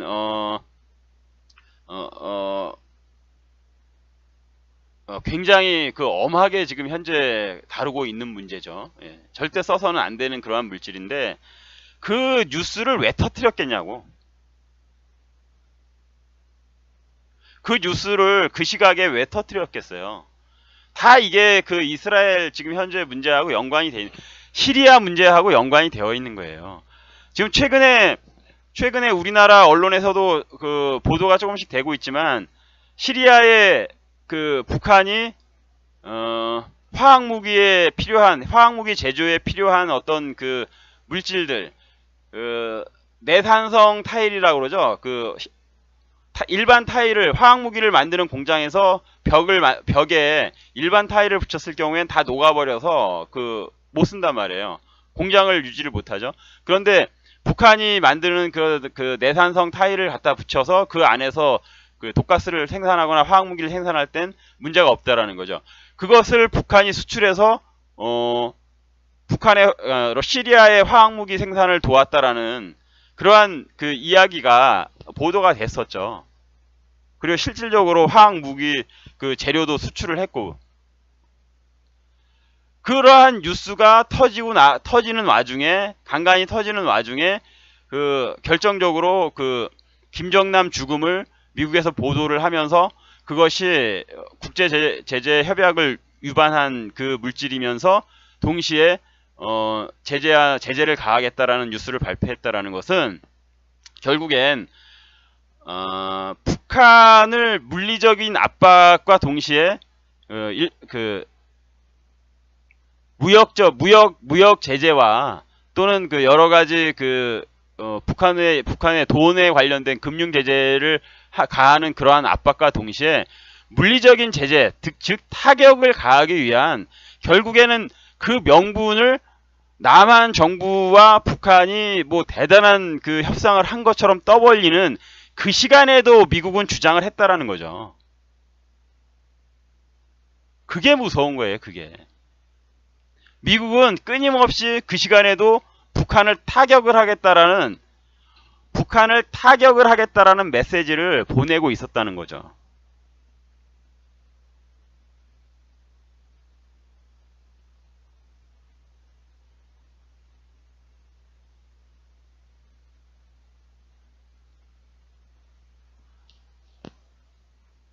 그래서 지금 이제 요 부분에 대해서 제가 결론을 맺겠습니다. 북한은 완전히 지금 현재 코너로 몰려 있는 상태고요. 그것은 물질적인 코너입니다. 돈이 없습니다. 국가를 운영할 수 있는 아주 기본적인 그 물질인 에너지인 기름이 없습니다. 기름이 떨어져 가고 있습니다. 거기에 더해서 돈이 없다 보니까 먹을 것이 궁핍해지겠죠. 저는 사실 요번에 그 남한에 사절이 갔을 때 그 먹을 것을 내놓고 그럴 때 굉장히 북한에서 북한 애들이 바들바들 떨면서 내놨을 것 같아요. 북한 애들이 바들바들 떨면서 그 귀한 캐비어 같은 거는 그 지금 북한이 살 수가 없는 물질이죠. 제재 때문에. 예? 뭐 어디서 구했는지 뭐 비축한 걸 줬는지는 모르겠지만 그런 거를 내놓으면서도 북한은 굉장히 지금 바들바들 떨면서 내놨을 것이다. 없어요. 그런 게 없습니다. 그런데 여기에 더해서 정말 결정적인, 우리가 그 북한이 망가지겠다라는 확신이 드는 소식을 접했죠. 그 소식이 뭡니까? 어저께 터져 나온 그 중국의 그 교만하고 거만한 왕이 새끼 있잖아요. 왕이 그 건방진 그 진짜 제가 제 앞에 서 있으면 죽통을 한 방 먹이고 싶은, 죽통을 날리고 싶은 새끼가 왕인데요. 그 왕이라는 놈이 미국에게 발발 기는, 정말 엎드려 비는 듯한 정의용과 서훈과 여러 그 떨거지 사절단들이 북한에서 돌아와서 성과를 발표하는 날, 미국에서는 김정남이 말레이시아 공항에서 독살 당할 때 쓰였던 그 약품이 국제적으로 완전 금지된, 국제협약에 의해서 금지된 화학 그 무기라는 사실을 정식으로 검사를 통해서 검증이 됐다라는 발표를 함과 동시에, 그리고 또 그것이 국제협약을 위반한 거기 때문에 아주 강력한 제재를 또다시 기존의 제재에 더해서 가하겠다라는 발표를 그날 밤에 했습니다. 그날 밤에. 그것이 폭스뉴스로 나온 거고요. 이 화면은 그 당시 김정남이 죽은 것에 대한 그러한 이야기를 전하면서 나왔던 사진이고요.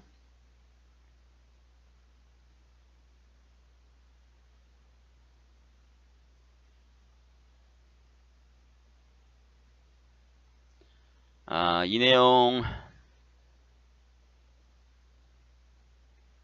예, 이게 그 당시 폭스뉴스 앵커가 지금 그 이야기를, 제가 지금 말씀을 드렸던 그 이야기를 진행하는 그러한 모습이고요. 구체적인 내용으로 들어가면은 미국 국무부는 화요일 김정일의 장남인 김정남 사망 사건에서 2017년 불법적인 신경 물질인 VX를 사용한 것에 대해서 새로운 제재 조치를 발표했다라는 것이고요. 그리고 1991년 화학생물무기 통제 및 전쟁 제거법에 따라 미국은 2월에 북한 정부가 쿠알라룸푸르 공항에서 김정남을 암살하기 위한 화학무기인 VX를 사용했다라고 결론을 내렸다는 공식적인 발표가 있었던 겁니다. 굉장히 재밌죠? 미국이 이것을 왜 정의용과 서운 떨거지들이 북한에서 돌아오고 자기들의 성과를 과장해서 발표할 때 발표를 했을까요? 미국이 맞받아서 이러한 발표를 했을까요? 그리고 이것에 대해서 김정남이 죽어가는 과정, 그 공항에서 죽어가는 과정에 대해서 쭉 설명을 하면서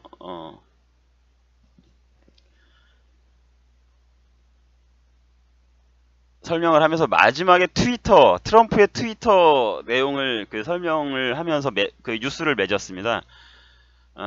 트럼프의 트위터 내용. 수년 만에 처음으로 모든 관계자들이 진지한 노력을 기울이고 있다. 거짓 희망일지는 모르지만 미국은 어느 방향으로도 갈 준비가 되어 있다라는 그 말을 끝으로 이 뉴스를 맺었는데요. 사실 이것은 제가 그날 이거 뉴스가 나온 날 여러분께 그 방송을 하려고 준비했었던 것이에요. 그런데 어쨌든 오늘 그 방송하는 그러한 주제하고도 연관이 되기 때문에 제가 보여드리고 말씀을 드리는 거고요. 좀 전에 이야기했던 그 트럼프가 이야기한 거짓 희망일지는 모르지만 미국은 어느 방향으로든 갈 준비가 되어 있습니다라고 한 그 이야기에 대해서 정말 해석이 분분하더라고요. 여러분들은 그 두 방향, 어느 방향이라고 하는 트럼프가 지칭한 두 방향이 어디일 것 같아요?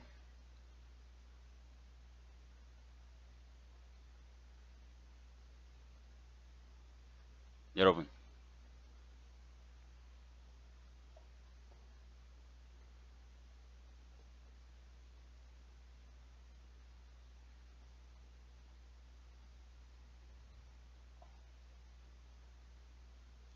여러분은 그 방향이 어디일 거라고 생각을 하십니까?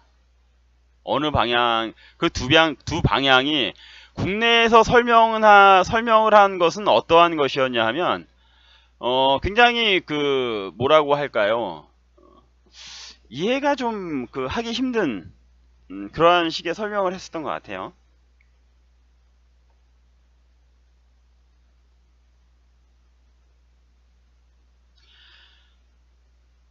거짓 희망이라고 할지라도 대화를 해보겠다.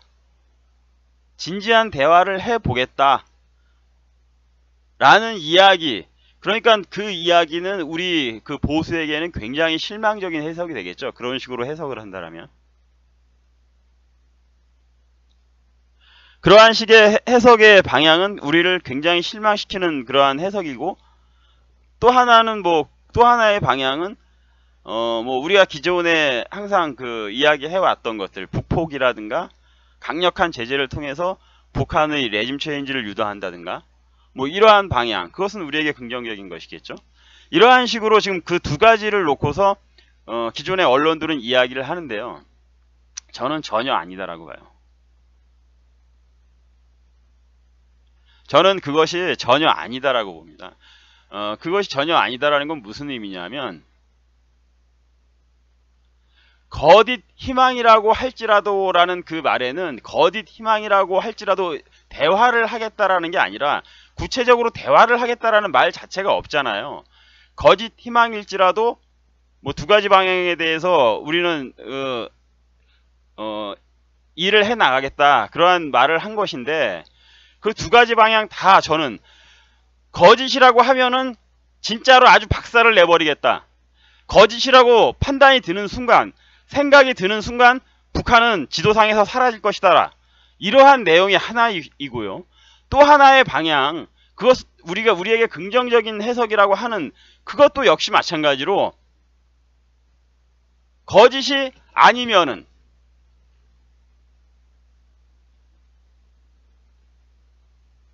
또 하나는 그냥 우리가 생각하는 그대로의 그 방향인 것이죠. 거짓 희망이라고 할지라도 박살을 내버리고, 거짓 희망이 아니면 또 박살을 내버리는, 저는 완전히 북한을 공격하겠다라는 강공의 어떠한 의미로서 중간에 어떤 거짓 희망에 대한 해설이 없잖아요. 이야기가 없잖아요. 트럼프가 이야기를 한 게 없잖아요. 오히려 저는 그러한 의미가 숨어 있는 것이 아닌가. 트럼프의 말에는 아예 두 가지 다 이것은 100% 북한을 공격하는, 북한을 공격은 아니라고 할지라도 완전히 말려 죽여야 한다라는, 없애버려야 한다라는 그러한 의미가 저는 그 트럼프의 트위터 내용에 숨어 있다라고 보고요. 그래서 이것은 우리 그 보수들이 그 내용에 대해서 일말의 불안함을 가질 필요가 전혀 없다라는 여러분께 말씀을 드리고 싶어요.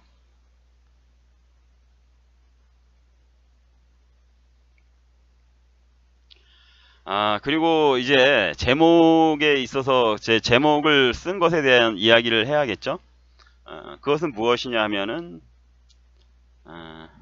여러분, 미국은 정말 지금 국제적으로 반드시 해결을 해야 될, 갈등이 첨예하게 대립하고 있는 지역이 두 군데가 있는데, 반드시 해결을 해야 될 두 군데의 지역이 있죠. 그것을 예전에 부시는 아그리 축이라고 이야기를 했었고요. 그런데 여러분, 지금 그 중에 한 곳이 이스라엘에 맞서는, 첨예하게 맞서는, 다 빼고, 아랍 지역의 여러 국가들 빼고 이스라엘과 이란으로 대표되는 그 중동이 있고요. 그리고 또 한 곳이, 제 방송을 계속해서 들어오신 분들은 잘 아시겠지만 그곳과 맞물려서 돌아가고 있는 것이 바로 대한민국이죠. 동북아라는 이야기입니다. 그런데 여러분, 우리가 생각할 때, 또 여러분들이 생각할 때, 이 두 군데 중에서 지금 어느 곳이 더 해결하기가 쉬워졌나요? 이건 저번 방송에서 제가 말씀을 드렸던 건데요. 지금 이스라엘과 이란은 난리가 아닙니다. 아주. 예. 곧부터도 이상하지 않을 정도의 그 흐름을 보이고 있고요. 여러분, 우리 한번 이야기 해보죠. 지금 미국의 입장으로 보았을 때 이스라엘과 이란의 문제, 이스라엘과 아랍의 문제를 해결하기가 더 쉽습니까? 아니면 동북아 문제를 해결하기가 더 쉬운 상황이 되어버렸습니까?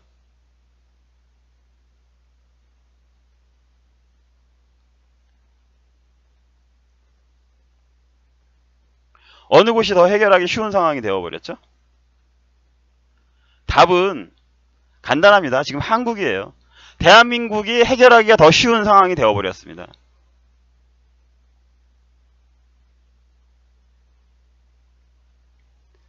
이스라엘 문제는요, 간단한 게 아니에요. 지금 요번에 그 동북아 문제가 해결하기 쉽게 되어진 것은 동북아에 있어서 입을 틀어 막아야 될 나라가 몇 개 정도가 되나요?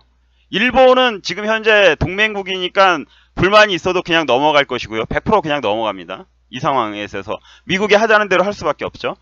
요번에 그 중에 하나인 중국과 러시아 두 개밖에는 이제 안 남은 건데, 중국과 러시아의 입만 틀어막으면 되는 건데, 요번에 중국은 완전히 꼬리를 내려버렸죠. 그건 아까 오후 방송에서 이야기했습니다.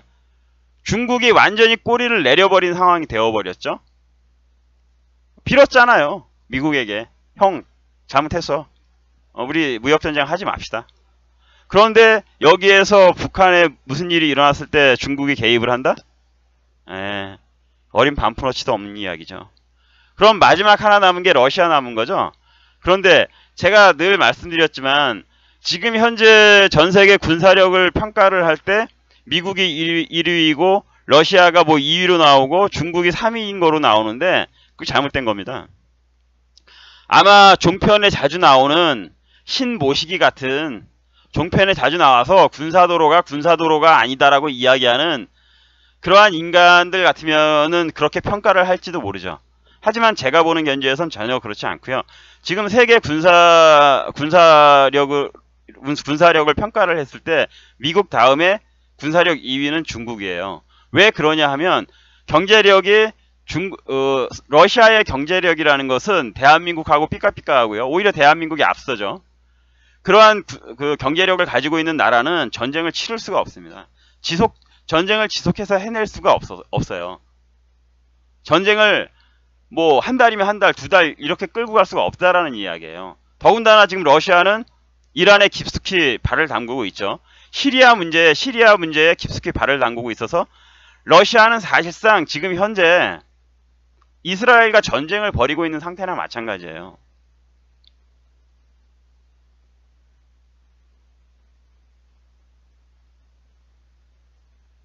이해되시죠? 그렇기 때문에 러시아는 군사력으로도 이미 중국한테 뒤져 있는데 왜 중국에게 뒤져 있냐? 그 이야기는 중국은 전쟁을 하거나 그랬을 상황에서 소위 말해서 병력을 뽑아내거나 우선은 인구가 엄청나죠. 인구가 어마어마하죠. 거기에다가 지금 현재 그 경제력이 세계에서 넘버 2를 다투고 있잖아요. 일본하고. 그러한 상태이기 때문에 전쟁 지속 능력이 있단 말입니다. 그러한 중국이 그러한 것을 바탕으로 평가를 했을 때 러시아보다 우위에 있다라는 거고요. 무기 숫자 이런 걸 이야기하는 게 아니에요. 앞으로 시간이 가면 갈수록 신무기라든가 전략 무기를 개발해내는 능력이나 그 성능에 있어서는 러시아보다는 중국이 앞서갈 거라는 겁니다. 여러 가지 그 경제적인 상황을 보았을 때 러시아는 지는 해고 그래도 중국은 떠오르는 거고, 그러한 중국이 미국에게 머리를 바짝 조아리고 엎드리는 판에 러시아가 뭘 하겠습니까? 러시아가 뭘 하겠어요? 그러면 여러분 답은 간단히 나왔잖아요. 답은 어떻게 나온 겁니까 지금?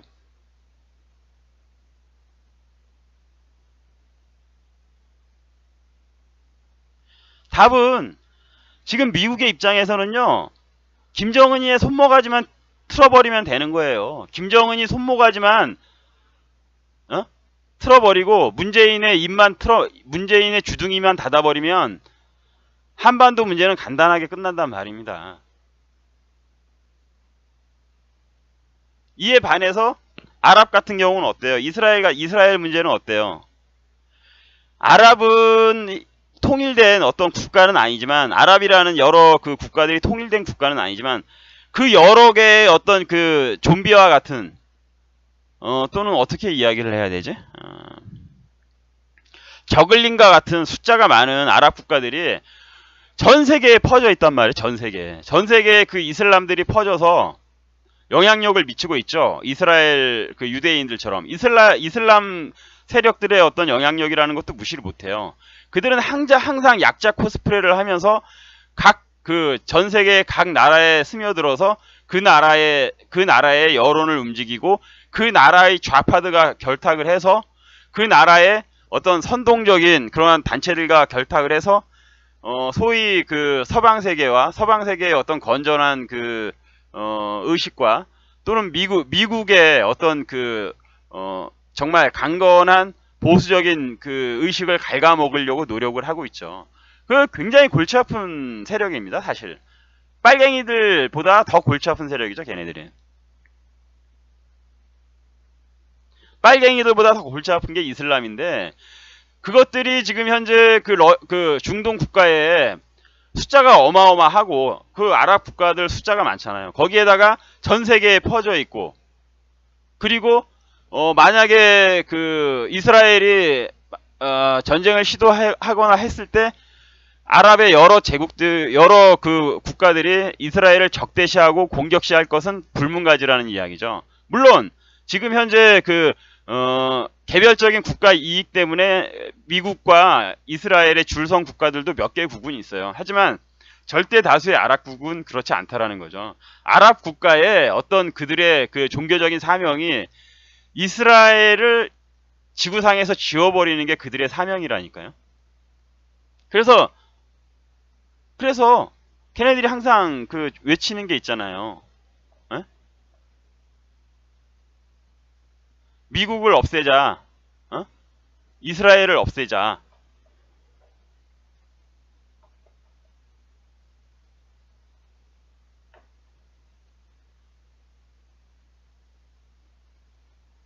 언제나 그것은 변함이 없단 말입니다.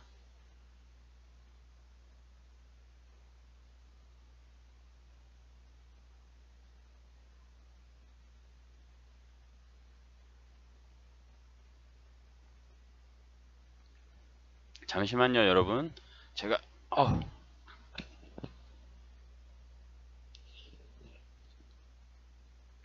물을 끓여야 될 것 같아요. 마실 거를 준비를 안 했네요.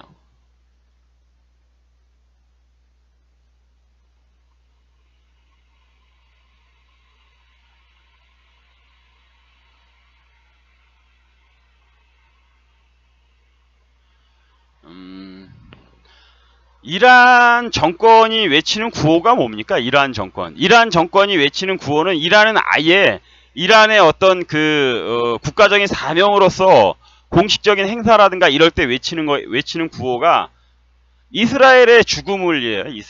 이스라엘의 죽음을 또는 미국에게 죽음을. 이거 굉장히 유사하죠. 누구랑 유사한가요? 이것은 북한하고도 굉장히 닮은 면이 있죠. 그런데 이게 간단하지 않은 게 동북아시아에서는 북한만이 이러지만, 예? 북한만이 이렇게 각다구처럼 이렇게 달려들지만 중동에서는 거의 모든 아랍 국가들의 어떠한 생각이 이렇단 말입니다.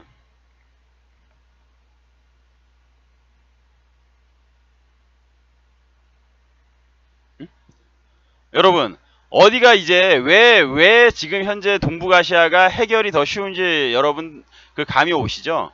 거기에다가 지금 현재 시리아 내에는 이란의 군사기지들이 곳곳에 들어서 있고요. 거기에다가 지금 시리아의 아사드 정권이 버티고 있는 어떤 배경이 뭡니까? 미국이 지금 시리아 내에 들어가서 작전을 하고 쿠르드 반군을 도와주고 시리아 반정부군을 도와주고 있는데도 불구하고 시리아의 아사드 정권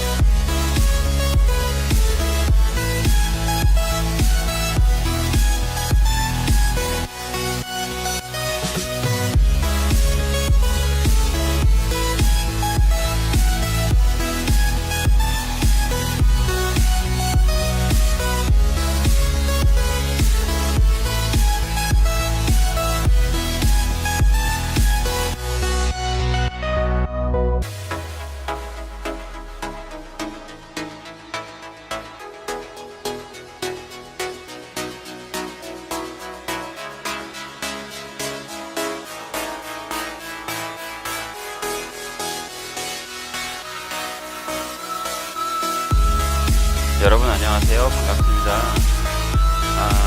제가 항상 우리에게 문제가 생겼을 때, 그리고 그 문제 때문에 혼란스럽고 복잡할 때에는 국내에서 답을 찾으면 굉장히 어렵다라는 말씀을 드렸는데 똑같습니다.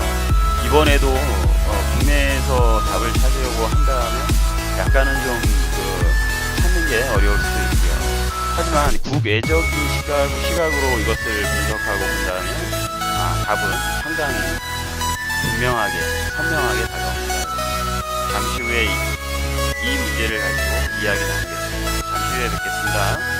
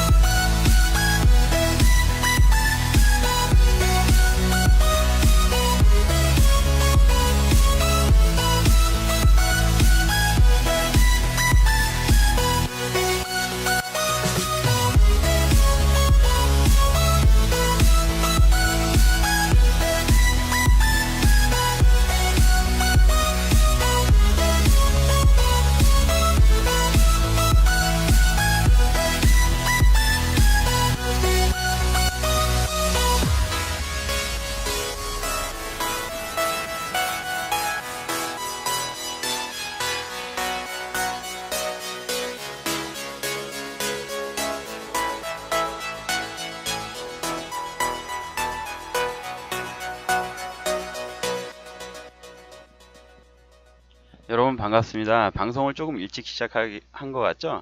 앞으로는 더 일찍 당겨서 할 것 같고요. 그리고 그 하루 중에도 최대한 횟수를 늘려서 한번 해보려고 해요. 그리고 방송하는 시간은 가능하면은 제가 한 9시나 뭐 늦어도 한 10시 정도, 그 정도 시간을 한번 택해 보려고 하고요. 그거는 뭐 제가 한 하루 이틀 더 생각해 보면서 결정을 하고 여러분께 방송 시간을 통해서 말씀드리겠습니다. 그런데 여러분, 지금 나가고 있는 영상은요, 김정남이 어딘가요? 이게 방콕이었나요? 태국이었나? 말레이시아구나. 말레이시아에서 독살 당하기 직전. 이 지금 사진 자체는 말레이시아에서 찍은 건 아니고요. 이건 아마 도쿄에서 찍은 것 같아요. 예전에 김정남이 자신의 소위 첩이라고 할 수 있나? 첩이라고 부르는 게 맞나? 내연녀를 동반한 채 도쿄에 들려서 도쿄의 디즈니랜드에 가려고 했다가 그것이 아마도 지금의 김정은의 엄마죠. 김정은이의 엄마인 고영희가 공작을 펼쳐서 김정남이 일본에 가는 것을 일본 측에 흘리는 바람에 김정남이 잡혀서 다시 북한으로 돌아오는 사태가 있었죠. 그때 김정남은 완전히 후계구도에서 그 사건을 기점으로 밀려나는 그러한 계기가 되었다라는 이야기가 있는 그러한 사건 때 그때 찍힌 사진이고요. 제가 선명히 기억합니다. 그 당시에 입었던 옷이라든가 표정이라든가 그런 것들을 기억하기 때문에. 아무튼 사진이고요. 이 뉴스에서 전하는 것은 무엇이냐 하면 지금 현재 요 이미지가 나가고 뉴스에서 브리핑을 한 내용은 정확하게 우리나라 문재인이 보낸 사절단이 북한으로부터 돌아와서 자신들의 업적을 한마디로 늘어놓고 선전을 할 때 미국에서 내보낸 영상이에요. 미국에서 내보낸 그러한 뉴스입니다. 다시 말하여서 미국은 그날 아주 심각한 제재안을 발표를 했어요.